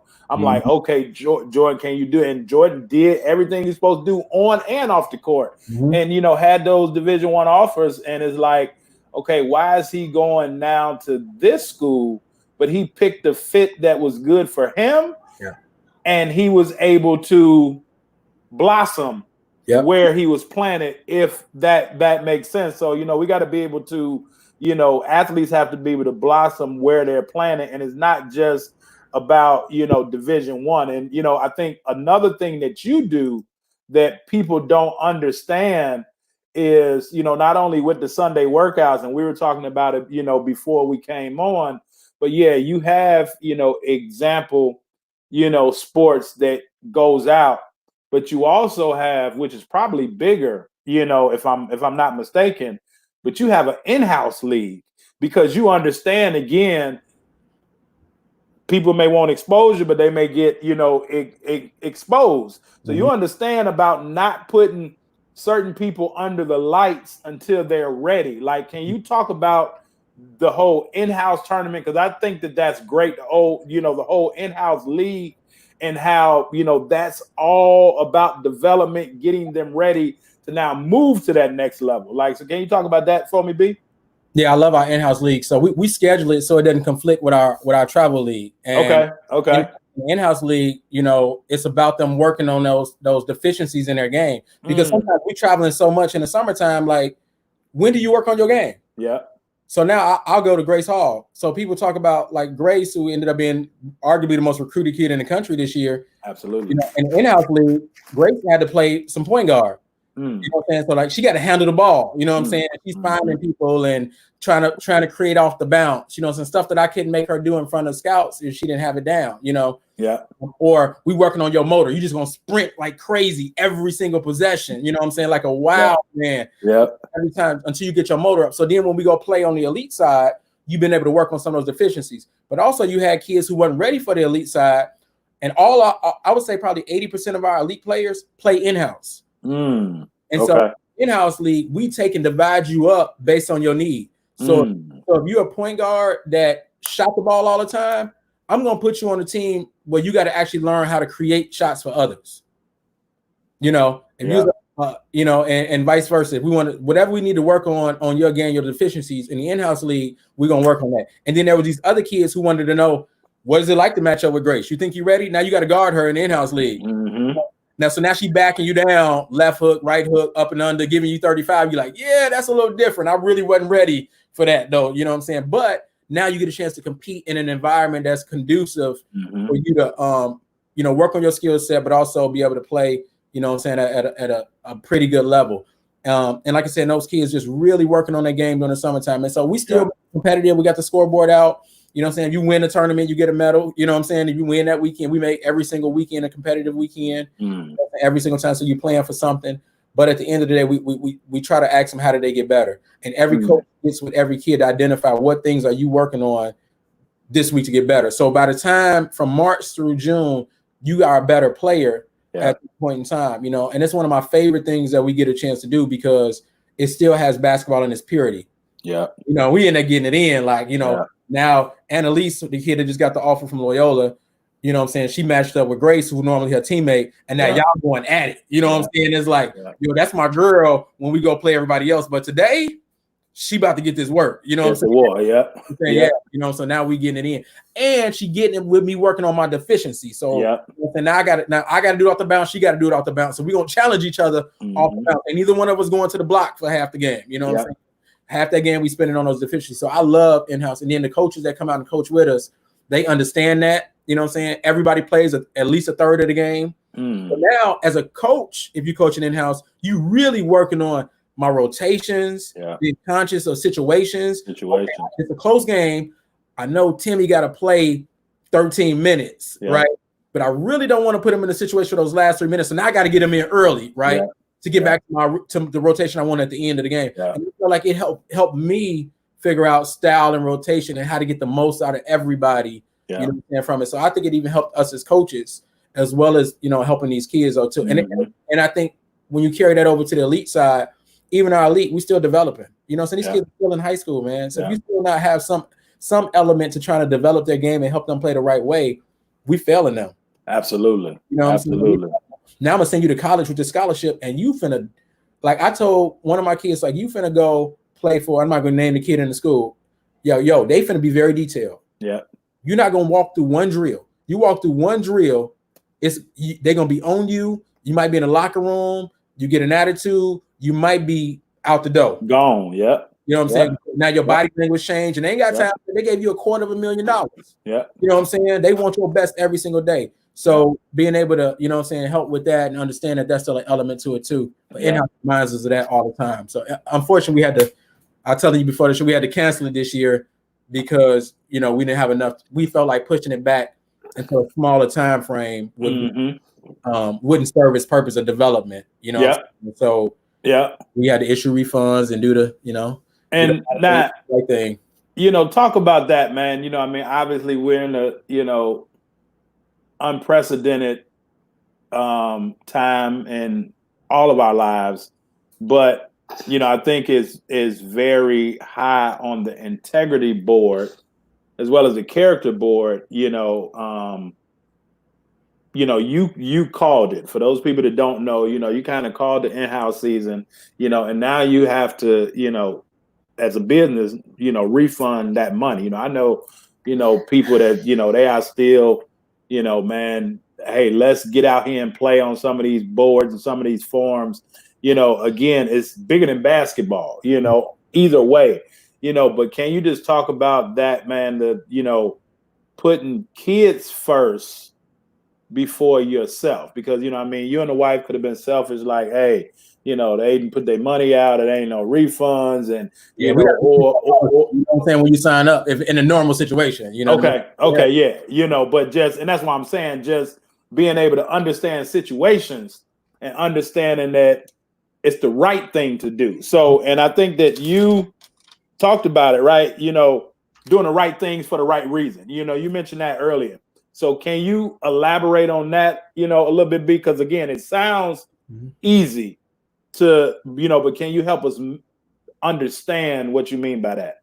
Yeah, man, it was brutal. I mean, our parents are patient, which we appreciate them, but like, we look at the time of frame and how it's moving back and back and back. And so you get to the point where you're like, what do you want to hang? You want to hang? Yeah. That's good. Let's hang out. I love it. It's good. We like, what do we do? I'm looking at the calendar. I'm like, even if they say things are better and it's July or August, right? And you can hurry up and get something in July and August. I looked at the time frame and I said, but what is our program about? It's about development. Yeah. So, and then a lot of the kids, some of the kids are going to be on vacation. Some of them are not going to be comfortable coming out. Yeah. And because we don't have a consensus for the program, I'm going to make a consensus decision. And yeah, it hurts. I got 200 uniforms in the garage. You know what I'm saying? Like it's going to hurt. You know what I'm saying? And, $8,000 a day of refunds. You know what I'm saying? I paid for the gym already. And like all that stuff is there. But we just said, look, let's get our families on, and we just told them, listen, I don't feel like I can give y'all the type of program that I would want my kid to be in from a development standpoint, that they're better. So we're choosing to give you guys a refund. And some of our parents elected, this is what's so dope about our community and our parents. So we had some of them elected to roll their registrations into next year, which was cool, right? Some of them like, yo, I'm going to train when it's over with. I'll take some training. Yeah. It's like, what I'm saying, it's a pandemic and they need their money. You know what I'm saying? They ain't working. You should sit down and all day. My phone is ding, ding, ding, ding, ding, ding, ding. Refund. And so, like you said, it's not easy, man. To be honest with you, like we talking about it lighthearted, but I did have to turn and still make things work, right? It affects the facility. It affects, the print guys. It's so many things connected to it that make that a very difficult decision. Admin wise, people that was planning on working, it affects them. Certain guarantees that we made that we have to, still be obligated to. Out of honor, it's heavy, So, but it's just, it was the right thing to do. Even in the pain of it, we just tried to choose integrity at the end of the day. And move forward. Like I said, I've seen some people out there trying to figure out kind of how that's going to go, and I'm like, I don't know what to tell you. Right. That's the battle you have to fight. But But on the travel side, I guess there's some different things that's happening later on that they think gonna open up, and your parents are okay holding on and waiting to the end. I guess that's cool. But for those who needed it right now, you gotta do what you gotta do. You gotta do what you gotta do. Now, I got a couple more questions for you, man. Before I let you go, I definitely appreciate the time. You already know that. Why Example? Can you break down the name? Yeah. Well, two reasons. One, it was funny. I played at South Suburban, and I had Coach Pete Turkovich, who was from UCLA. And every game, being a point guard, if something good happened or something bad happened, when it was film day, it was like, for example, when Barry turned the ball over in this situation right here, XYZ happened. Or for example, he made a good read on the possession right here, though, too. And I'm like, man, every single day this man is using me as an example, good or bad, And then I remember reading a scripture, one of a passage in the Bible in Timothy. It said, "Be an example in your youth, in word, and charity, and whatever you do. Fight to be an example." And so those two things kind of like clicked to me, and so I was like, "Yo, example." You know what I'm saying? So it has a double meaning. So I tell my you an example one way or the other. I love that. Not to do it. Example, how to do it. How to do it. I encourage them, biblically speaking, spiritually speaking. Look, y'all young people, man, be an example in everything you do, man. Try to do it the right way. You know what I'm saying? Mm-hmm. So that's kind of how that name evolved, and we just kind of stuck with it and ran with it. You know what I'm saying? All the way down the road. Yeah, I love that, man. Now, Uncover Prospects. When you first did it. I know you and one of our guys, you brought in, Chris Calmes to, do the warming up, like you got, the NBA guys and everything. And, now this event was again to be able to serve and to be able to give back to, people, that haven't had a chance to be looked at. Mm-hmm. Can you talk about that first event with Uncovered Prospects and now how it's grew into, a whole media company and, media source? But, that first event, can you just talk about that and where it's went from that time? Yeah. So it's actually my wife's fault we ended up with it because I was helping. Our kids started to get a whole bunch of scholarships, right? So we, fortunately, we became one of the most recruited programs, in the state. So some buddies of mine in other programs like, "Yo, B, can you help so-and-so? Can you help so-and-so?" And I'm like spending time helping them. Like, all right, cool. As soon as I get my kids done, Go give me a water. And my wife was like, "Okay, listen, you giving to all these 100+ kids on this side, and these other 200 kids. You have 200 kids that you're helping out. They won't help with these other kids. So what I'm gonna need you to do is you're gonna need to find a way of making a business out of it. You consulting. Now make that consulting company." Yeah. So we started to build out the company at Uncover Prospects, how we wanted to build. And so we needed an event to kick it off with. And so Chris Calmes, who you mentioned, I remember when Chris was working in the health club for a guy, and I just thought he had a passion for what he did. Kind of one of my things about purpose. Yeah. We actually started Chris. I'm like, "Chris, look, do your own thing." Mm-hmm. First business cards, like make him some business cards. Let's give him some clients and get him. I invited him in, and that first event was great, man. We had Taylor Horton Tucker, like who's in the league now, and MVP, and nobody really knew Taylor like that. You know what I'm saying? Back then, Derek Ellison was helping bring a lot of the boys to the table. You know what I'm saying? Got as many girls involved as we could too. And Chris came in, and we just, brought in all of the things that you would get in the NBA combine type of. We brought all the stuff in for that though. Yeah. We kicked off our first showcase. You know what I'm saying? And from there it spiraled into, and we were the same thing, right? I was doing boys and girls. Yeah. Now Uncover primarily does girls. It kind of filtered into what I'm doing primarily right now. But that's kind of how we built Uncover Prospects, and it grew into a full-fledged media company. So as we got out and scouted, so John Hill, Alan Fudge, Aaron Harrison, Misha, Micah Jazz, each. So we started to go out and now started doing more scouting, helping more people, and it just started to evolve over 4 or 5 years. And so like now we have pretty much every conference across the country that subscribes to our service. It's been dope, man, and we're able to help our kids. Obviously, I'm able to help my kids as part of our program, but we're able to help kids, so many more the globe. On either side. But like I said, primarily our focus with girls when Uncover Prospects, but we have the ability to branch out into any other sport at any given time, though, too, because of those relationships. But yeah, man, it started off same thing. Like I never knew it would grow, since the point, to the point it is now. And I can say, like on average, I'm probably talking to 6 or 7, coaches every single day, just about at least 5 or 6 days a week. Whether that's about example kids or Uncover Prospects of us helping to serve them as well too. And it's needed, man. It's millions of kids out here that need help. You know what I'm saying? So, absolutely. It's those services, not only us, but those services all across the board. They're needed. Especially ones that's doing it the right way. Definitely doing it the right way, man. I wanna my man done hopped on again, and I always laugh when certain people come on bringing out certain people, but Mike McGrone. I know you know Mike, former principal at Rich South, and I believe it's his 50th birthday today, man. So okay. shout out, Mike, man, is doing, some great things, every place that he's at. And really, really, about the kids. And that brings me to my next question, man. Misha and Micah, can you talk about them, just their dedication, but also their commitment to the family? Because, as coaches, especially as somebody, that running your own team, running your own program, having your own, league, those things, we spend a lot of time with other people's kids. But can you just talk about, your son and daughter and just the growth that they've made and how, that's just made you continue to push, but how it also just made you feel, throughout their growth and their time? Yeah, man.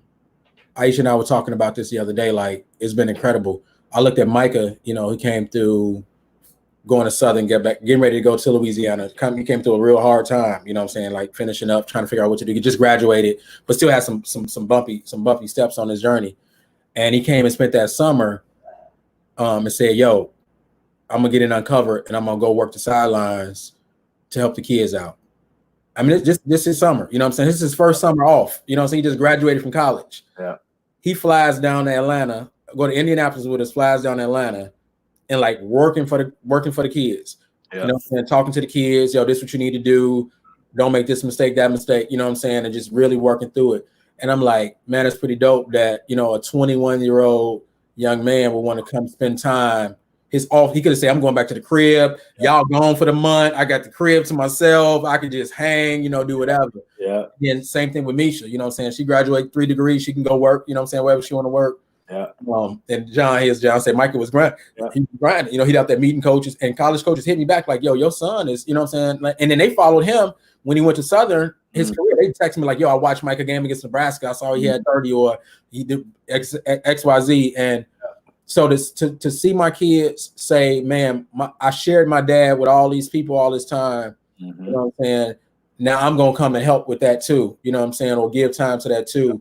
As a parent, man, that made me feel really, really good. You know what I'm saying? Misha said it all the time, and then, they smart. And Misha, even her coming back coaching, I tell all the time, you're a better coach than I am. Like, she got a gift for it. But I tell them, just because we in this don't mean you got to do it. You can do whatever you want to do. Yeah. Whatever you want to do. Don't feel obligated to do nothing we doing. Find your genius, find out what you love to do. And, and so that's what I love about, where they at, and watching them still come back and be not just a part of what we do, just able to just still be an environment together, us as a family. Yeah. Not let what we're trying to do divide us, And then like my wife, I don't even think she liked basketball, which is crazy. You know what I'm saying? She has a program. I know we didn't mention this, but my wife has a program called I Am. Okay. And I Am is about self-empowerment for girls. Oh, I love it. She does a blog. She does small group with them about their identity. It is I am what I see. I am what I see. I am I hear. I am what I feel. So it talks about what they see, what they hear, what they feel about themselves. What do I see when I look in the mirror? Beyond basketball, you know what I'm saying? Yeah. And so she, so we'll be on a trip, and in a big time environment tournament, we just played in front of 70 scouts. And that Tuesday night, she got food for the girls. They all locked in the room, and they doing a vision board. You know what I'm saying? And about their life, or they going around talking about their fears and insecurities and seeing positive things about the person next to them. And we go in and watch for a little while, and then it's just dope. You know what I'm saying? So she's been able to find a purpose inside of the purpose. Like, yo, I'm not here for the basketball part. Like, she got better at it. You know what I'm saying? Like, she know the game, she's been around it. But like that right there, stuff that I never imagined happened, makes our program worth doing to me, keeps our why. You know what I'm saying?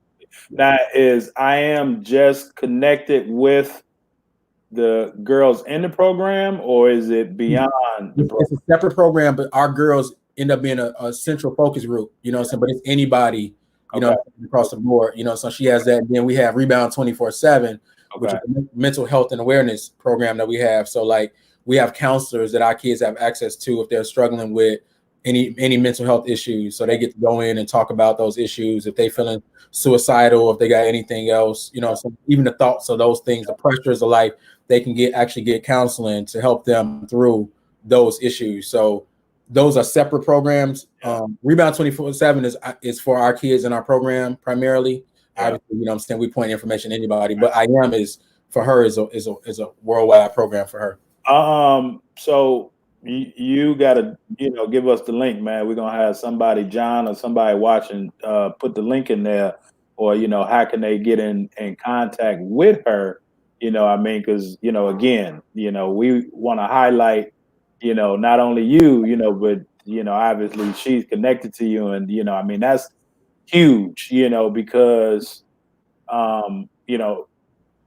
when I was a dean, man, like people talk about the boys, but the girls, obviously they need more nurturing, and they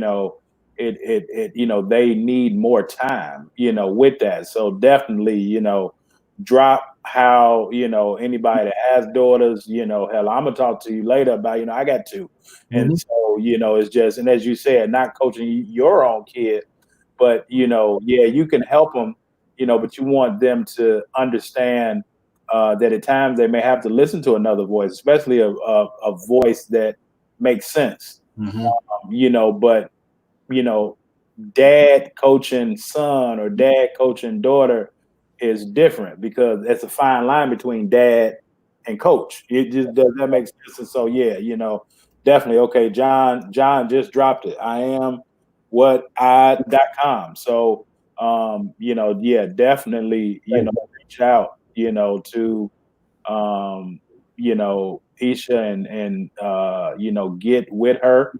As I said, I'm gonna definitely talk to, I didn't know about that. I knew about the Rebound 24/7, and which that's big, because, a lot of people don't understand that with social media and just with athletes, the pressure of performing every day, or performing at a high level, or performing based on what somebody else wants you to perform at, and it's a lot of athletes that are playing that, after a certain point in time, they don't even really like basketball no more, because everybody else has them doing it for their reasons, as opposed to the reason in which they want to do it for. So I think that that's big, man.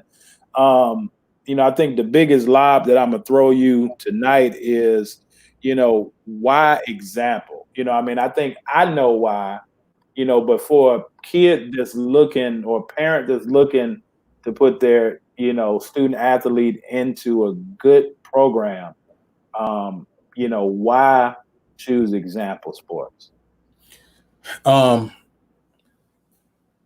That's a good one. It should be easy for me to answer. Then I think about it too, but like without complicating, man, I think because we care. Yeah. Oh, I love it. I think because we care. At the end of the day, we care about all of it. Yeah. What I'm saying? Not just the basketball, not just the academics, what I'm saying? Not just their well-being, not just their recruitment, not just how they respond to their parents, even, what I'm saying, in our presence, what I'm saying? We care about all of it. What I'm saying? I think that's if you get an example. We care about all of it. And if you understand that, like, it's not even, again, what I said, it ain't even just me. It's like the whole squad, I look at my coaches, my parents, my brothers, my sisters, everybody that's a part of it. Like, we care. Example Sports. Why Example Sports? Because we care. And that's really the best way I can say it, though, too. You get a whole squad over here. You don't get just B. What I'm saying? You get every one of us, and we all in. What I'm saying? Now, if it work for you, if it's just basketball that you're looking for, we got those elements. But I'm just letting you know. What I'm saying? You get all of us. Yeah, Daryl, man, reach out to Barry, and again, if I can recommend somebody, and especially, from boys or girls, but what I was thinking is, because y'all do it the right way, and what's the right way is you help develop the holistic person, not just from basketball. And I think because you all care, that's why you all have been able to do it, and do it at such a consistent rate over a long period of time.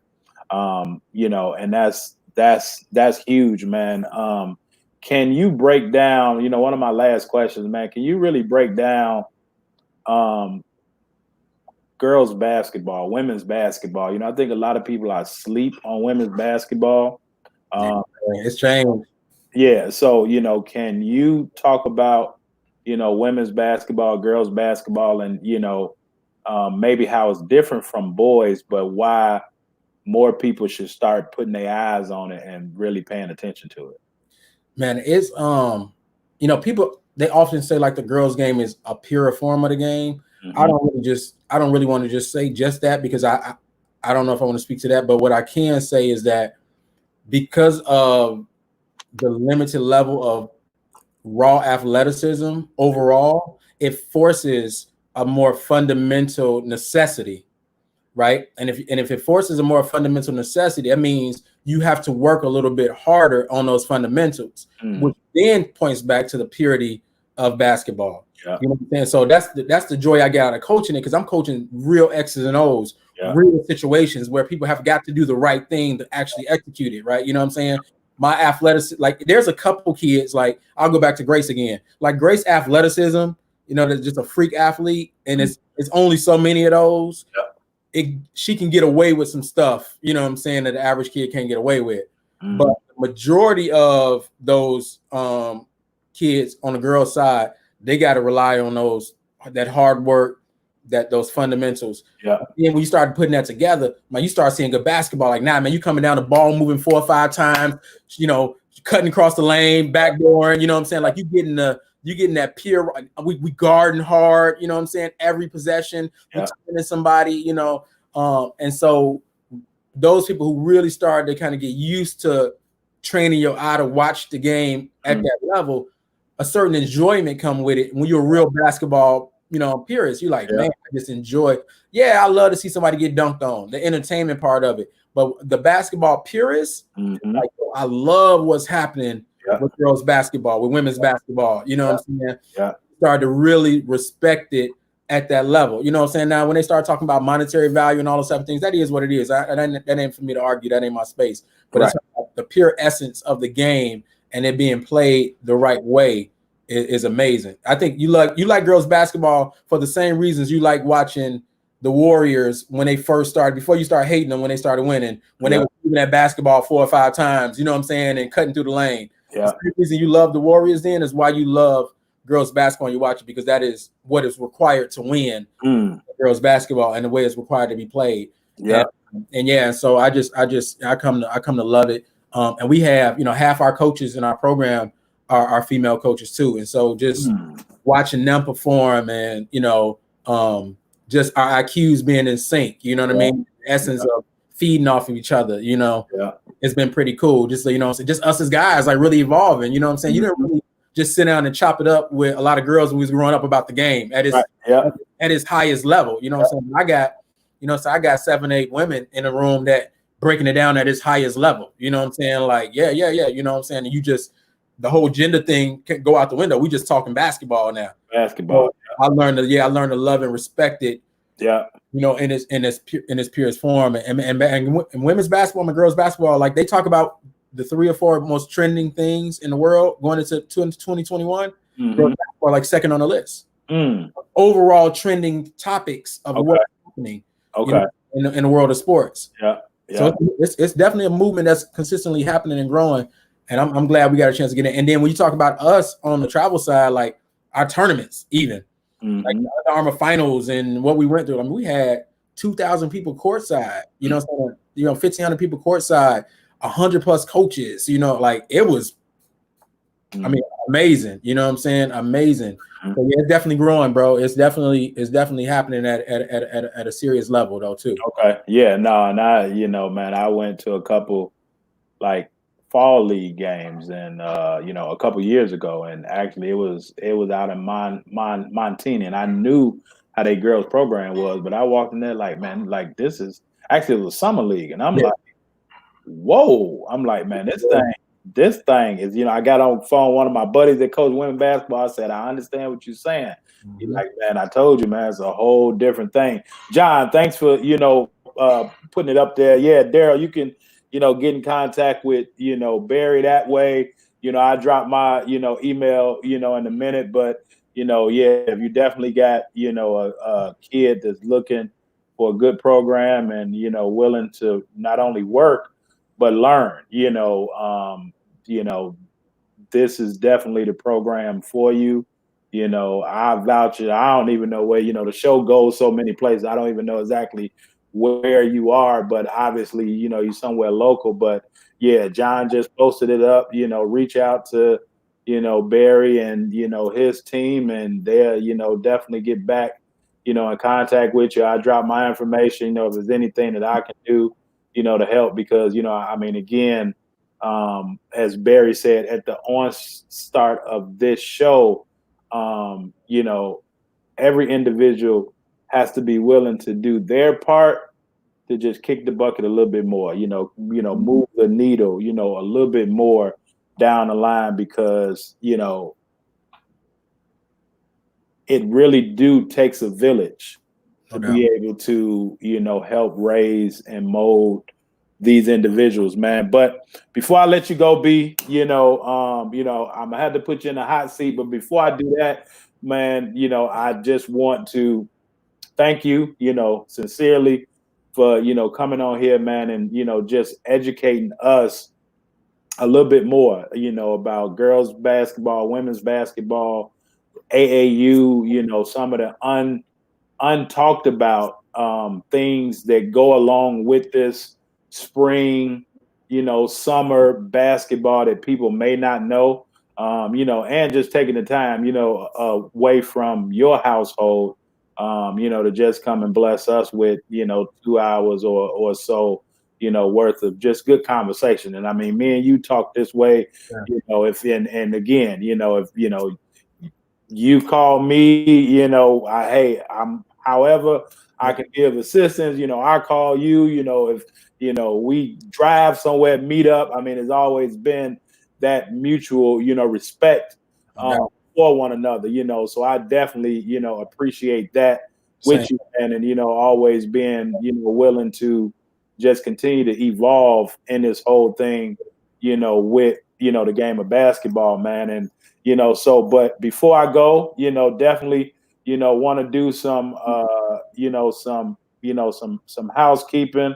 I'm gonna go through these comments here right now. We got my man Larry in, yep, and John just, John is dropping John is dropping everything man. on time, all the time. I remember our first interview, man, and John popped up, and since then, we, the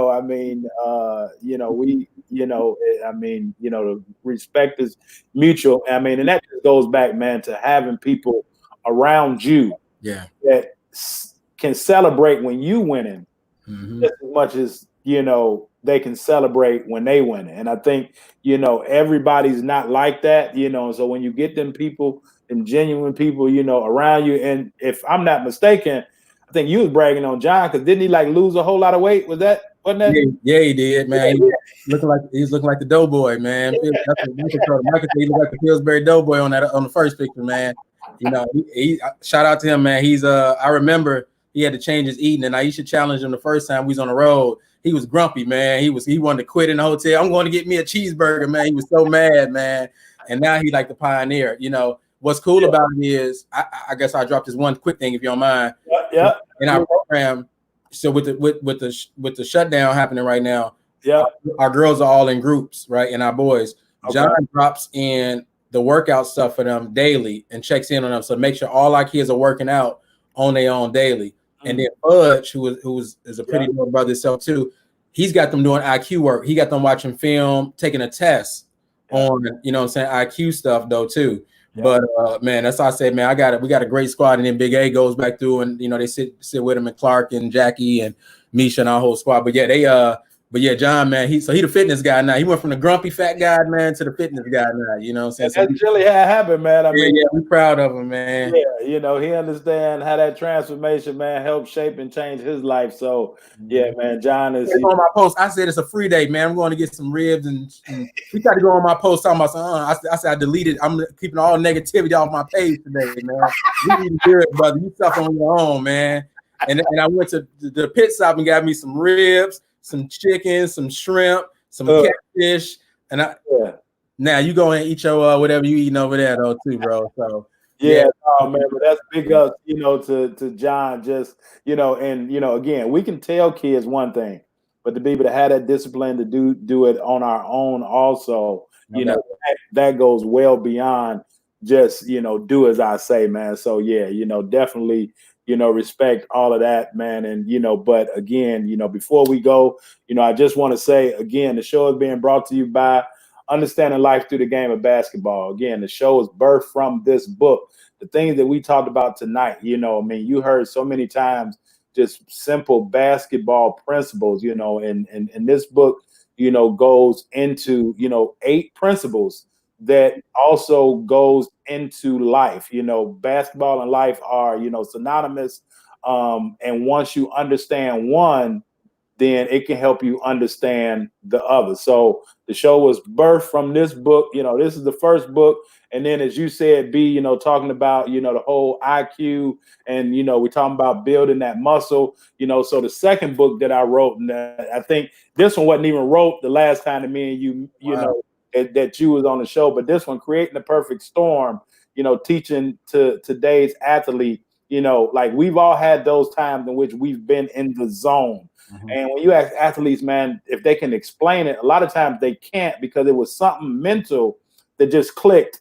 And, again, we've been watching the whole, The Last Dance. And, they talk about Michael Jordan, how he found something to manufacture that thought process in his head. Oftentimes, it takes coaches to be able to get in players' face, yell at them, or to motivate them. But those great players can find things within themselves to be able to help motivate them. And so this book is really like the coach that does that, get into, the whole imagery, the whole visualizing, meditation, and, being able to put yourself in the moment before you actually get there. So now once you get there, you've already seen it before it happens. So now it, becomes natural, and so, as you said, with just all the mental things that, our athletes have to deal with, that our young people have to deal with, but if it's in our jobs, if it's on the court, if it's in our lives, we have to be able to like switch and manufacture, certain thoughts in our head that can help us get through so that we can stay focused on that purpose. And so what I've done is I've actually bundled up both books as well as the first 2 seasons of this show. And, Barry was on, I'm going to say Barry and John was on, the second season. And so just like we dropped education and knowledge tonight, you definitely can go back and be a part of, those 2 seasons. And this is nothing more than what I call it be not just a show, but this is a professional as well as a personal development show. It's not just about basketball, but if we can give 1 or 2 nuggets or even more to help people throughout their life or wherever they may be. And I think that we've done that tonight. And all of the guests that I bring on, I intentionally bring on certain guests at certain times because that's what we want to do. So again, you get both books, Understanding Life Through the Game of Basketball, as well as Creating the Perfect Storm, and the first 2 seasons of this show, Life and Basketball. And so I just dropped, the link to that, but again, if you got those athletes, Daryl, definitely reach out to Barry and his team on that. Anybody else that's listening, what a better time to get better here. People always talk about athletes playing from the shoulders down, but the game is really played from the neck up. And I know that you understand that, B, with all the components that y'all have put in place so that your athletes, even though y'all may not be together in the gym, but when they get back to the court, they won't have lost anything, would probably have gotten much better.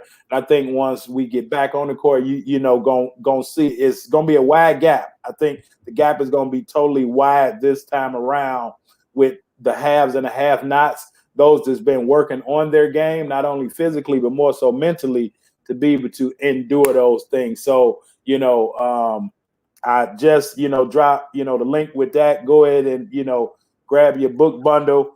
as well as, get on our email list. B, I'm gonna talk to you a little bit later about, I sent you the link for the whole, the whole DISC assessment. Okay. I'm certified in now, but things that you were talking about and being able to identify certain behaviors and certain, characteristics, not only in your athletes, but in your coaches too.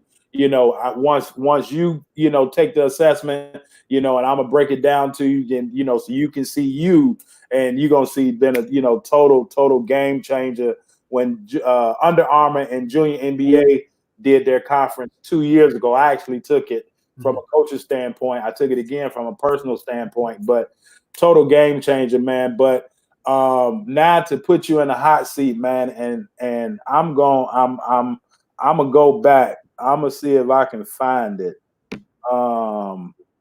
Man, I'm trying. Okay, Brandon. All right, so we're gonna go to Brandon question first, man. Brandon want to know his old pro team in Kankakee. Who were the best battles against? Now, that question kind of loaded because he played for Kenosha out of Wisconsin, which we did with the young ballers out there. We did have some wars with them. So that was one, probably 3 teams, man. It was really, really dynamic. Out of New York, DeAndre Thomas, the couch from Chicago, Big Dre, played for the Albany Legend with Pooh and a couple other pro guys is out there though too, and that's actually foundation where Phil Jackson came from. So I never heard that name. Yeah, they call him the couch, man. Big Dre, man. Big Dre was a load, man. He is a problem on that court. So Albany team, and then the LA Lightning, man. Like I said, with Tyus Edney, Byron Russell, Toby Bailey, they just, they had a whip down there though too, and we beat them a couple times though too. Yeah, those are probably our biggest rivalries though too. But yeah, definitely Brandon, man, had game, man. OT is a big guard, man. He used to get in. There go Big A said LA. Yeah, LA was our rivalry because we was the Chicago guys, man, going to LA. And then, we had to find Billy Baptist somewhere in LA by the time the game. You hope you found the guys. We go down there and play a whole weekend in LA, right? Yeah. You can find everybody by the time game time come from that Friday night to that Sunday game or that Saturday night game because LA was LA. You know what I mean? Absolutely. Yeah, so that definitely was probably our biggest rivalry. That's a good one though, BMO. But BMO is pro, man. I love that dude. He can the best of them out of Wisconsin. I think it was Wisconsin Green Bay. Okay. He can play. Big play. So my next question kind of goes along with that, man. You've played against as well as coached some of the best talent in the country, especially at those particular times, whenever it may be. As a player, who's the best player that you've ever played against? And as a coach, who's the best player that you've ever coached against? Now, as a coach, it can be from the youth side to the semi-pro, but as a player, give it to me. Coached, played against. Are we talking about official games or just in general? Period. Best player that you've ever played against. We'll exclude MJ because that's the easy answer, right? Yeah. We'll exclude MJ. Yeah. To be honest with you, from a matchup standpoint, like me matching up, Donald Whiteside. Ooh. Yeah, I'm gonna get D on the show too. We can talk about it. Yeah. Donald Whiteside. I learned so much, man, in Fernwood. Matched up with that dude when he come back. He was such a killer, man. I watched him, and I, Tim Hardaway was phenomenal too, but for Donald it was a little different because Donald was in their own business, Yeah. Donald Whiteside, man, is a load, man, just as deadly a point guard as there is. I thought he belonged to stay in the league year in and year out. Yeah. But definitely Donald Whiteside, I gotta say, as a player, from just being able to match up with and learn from and play against. Yeah. Now, as a coach, who's the best player that you've had to coach against? And this is on any level. On any level. It's a good one. So I'm coaching the players on the other team, right? So I'm trying to figure out what to do with them. Yeah. Oof.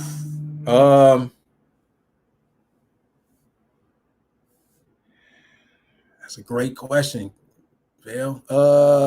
That's why the hot seat. Man, that's a good question. I would say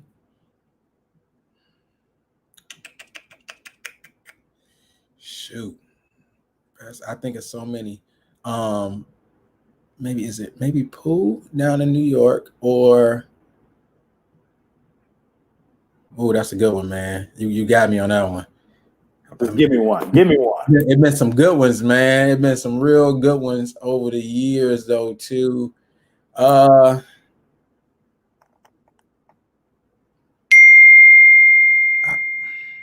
In the game situation, maybe. And I can't say Tyus either, though, man. Shoot. Yeah, maybe Tyus Edney, who was at maybe okay. Tyus. Yeah. Okay. And I'm pretty sure much faster than what it looked like on TV. Huh? Yeah, man. Tyus just he just could break the game down. He see a lot of stuff happening before it happened. But I would say probably Tyus Edney. Okay.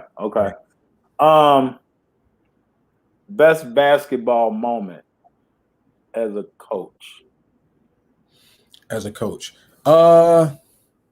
Honestly, this past year, going with the group of girls that I had down to Under Armour, we weren't expected. Nobody expected us to be in the championship. Actually, we were picked to finish like halfway, like 500 in the league overall, because our girls weren't. We didn't have a team full of top 100 girls, quote unquote, before the season started. Okay. And man, them girls bonded together, man. They never doubted. It don't matter if you have us down by 20, you know what I'm saying, or 2. They never thought we would lose a game. Matter of fact, the only 2 games we lost was buzzer beaters, except for the championship game, which they had 5 McDonald's All-Americans on that team. 4 this year, and 1 the next year. But that moment of going to Atlanta, to the finals, to the championship, and they made it about only basketball. They didn't make it about recruiting. They didn't make it about the relationships they had with each other. And basketball was the name Wolfpack. That's actually the team that I ironically got the shirt on today. But them, and they said the strength of the pack is the wolf, and the strength of the wolf is the pack. Absolutely. So the moment watching them girls have that success down there, and by the time you get to the end of AAU season, you broke, busted, disgusted. You know what I'm saying? They take everything you got to make it. You know what I'm saying? We scrapped to get through it. Fudge flew down at the last minute, didn't know if he could make it. Like everything came together for that weekend. You know what I'm saying? And yeah, man, it was epic, man. It was epic. I wish I could bottle it. You know what I'm saying? I walked to the gym one day, man, and I was like in tears because I was so proud of them, even going to the championship. Like they found a way every single game, you know what I'm saying, against the best players around the world, and so yeah, definitely this summer. Okay, I guess this would probably be Let me give you one more. And when Micah played against Seven Woods and going into the game, my boy Chris was coaching, and my brother was coaching. And I said, he finna get seven. Don't know what he finna walk into today. You know what I'm saying? And then watching him go bananas. That was probably my second favorite moment. You know what I'm saying? Those 2 right there was yeah. Those 2. Okay, we know the importance of your team, on every level in terms of, the people that's in your corner, and that's has helped build the brand. If it's the soldiers, if it's, example. But outside of your parents, your brother, God Almighty, where would this thing be without your wife? Shoot, I'll be doing something different. It wouldn't exist. You know what I'm saying? And I try to tell our families all the time, like, she make the greatest sacrifice. Because we think about what we could be doing financially. I mean, she could be living anywhere. You know what I'm saying? Doing whatever she wants. And my wife's a recording artist too. You know what I'm saying? So she put a lot of her career on the side per se to support what we're doing with the kids. Not even on the side, because she can still go out and do it whenever she wants to. But there was a moment in time where it required everything we had. You know what I'm saying? And she gave everything she had, even in a sport that she don't even know if she liked, you know what I'm saying? And share with our family. So and then like half the stuff when we survived, like pivoting and creative moments, you know what I'm saying? She went from not just saying, okay, I got your back, you can go do it, to like, yo, here goes some information you can use. Here goes some things that you can do to actually make this thing even better. So, man, I mean, I say it all the time, man. She the most talented person in our family. That's the funniest thing. She's probably the most talented person in our family, but you know, she gives the most, you know, without a doubt. Yeah, I love it, man. In closing, man, you know, again, I definitely appreciate, you know, the time and the energy, you know, the education. You know, again, what we want to do on this show is, you know, be able to help athletes, parents, as well as coaches, you know, and or anybody that's just looking to get better in life. But if you can, you know, close us out, how can we make basketball better? I think the first thing at the youth age is it's got to be about the kids, man. You know, I had a kid come play for me, and I thought somebody was, and they got some offers, you know, and it's actually happened with 3 different kids, and they got some offers, you know, and you know, the people were trying to make it about like who helped this kid the most. And I said, I really don't care. You know what I'm saying? For me, I don't care. I'm not on the picture with him. You know what I'm saying? It's like, I'm just happy that that kid got that offer. So I think we need to make sure that it's about the kids, not about us. Now, it's okay to get recognition for what you do and for service you provide, but at the end of the day, ultimately, it's got to be about the kids. And then once it becomes about the kids, laying that foundation again, that it's got to be about the basics. Let's just get back to the basics, man. Let's get back to the raw fundamentals of what it's all about at the end of the day. And I think if we can do that as a basketball community and as a village, we can make this game, you know, everything that it's supposed to be. Yeah, I love that, man. All those dings are offers, y'all. Yeah, it's crazy, right? I'm in one right now. All them things are offers, man. But I think that, you know, that's a, you know, a great way, you know, to end a great show, man. You know, make it about the kids and, you know, get back to the basics, you know. And it starts on a lower level, as you were talking about, but it goes all the way up, you know, to, you know, the highest levels. And so, you know, man, you know, again, be from, you know, my household to yours, man, you know, y'all definitely stay safe and well, and you know, continue doing the great things that, you know, you continue to do. And I always, you know, close the same way, you know, with this, keep striving for the top, because it is crowded as hell at the bottom. So until next time, you know, y'all definitely be cool. I definitely appreciate you, man. Hold on 1 second. I'm about to end this broadcast. And I'm gonna just, you know, tell you, you know, what, you know, how we gonna help you do the, you know, the disc. But yeah, good job, B. You know, thanks everybody checking in. The man helping a lot of kids itself. Yep. Appreciate it, bro. Thanks for having me, man. It's been dope. Absolutely, absolutely. So until next time, y'all. Peace.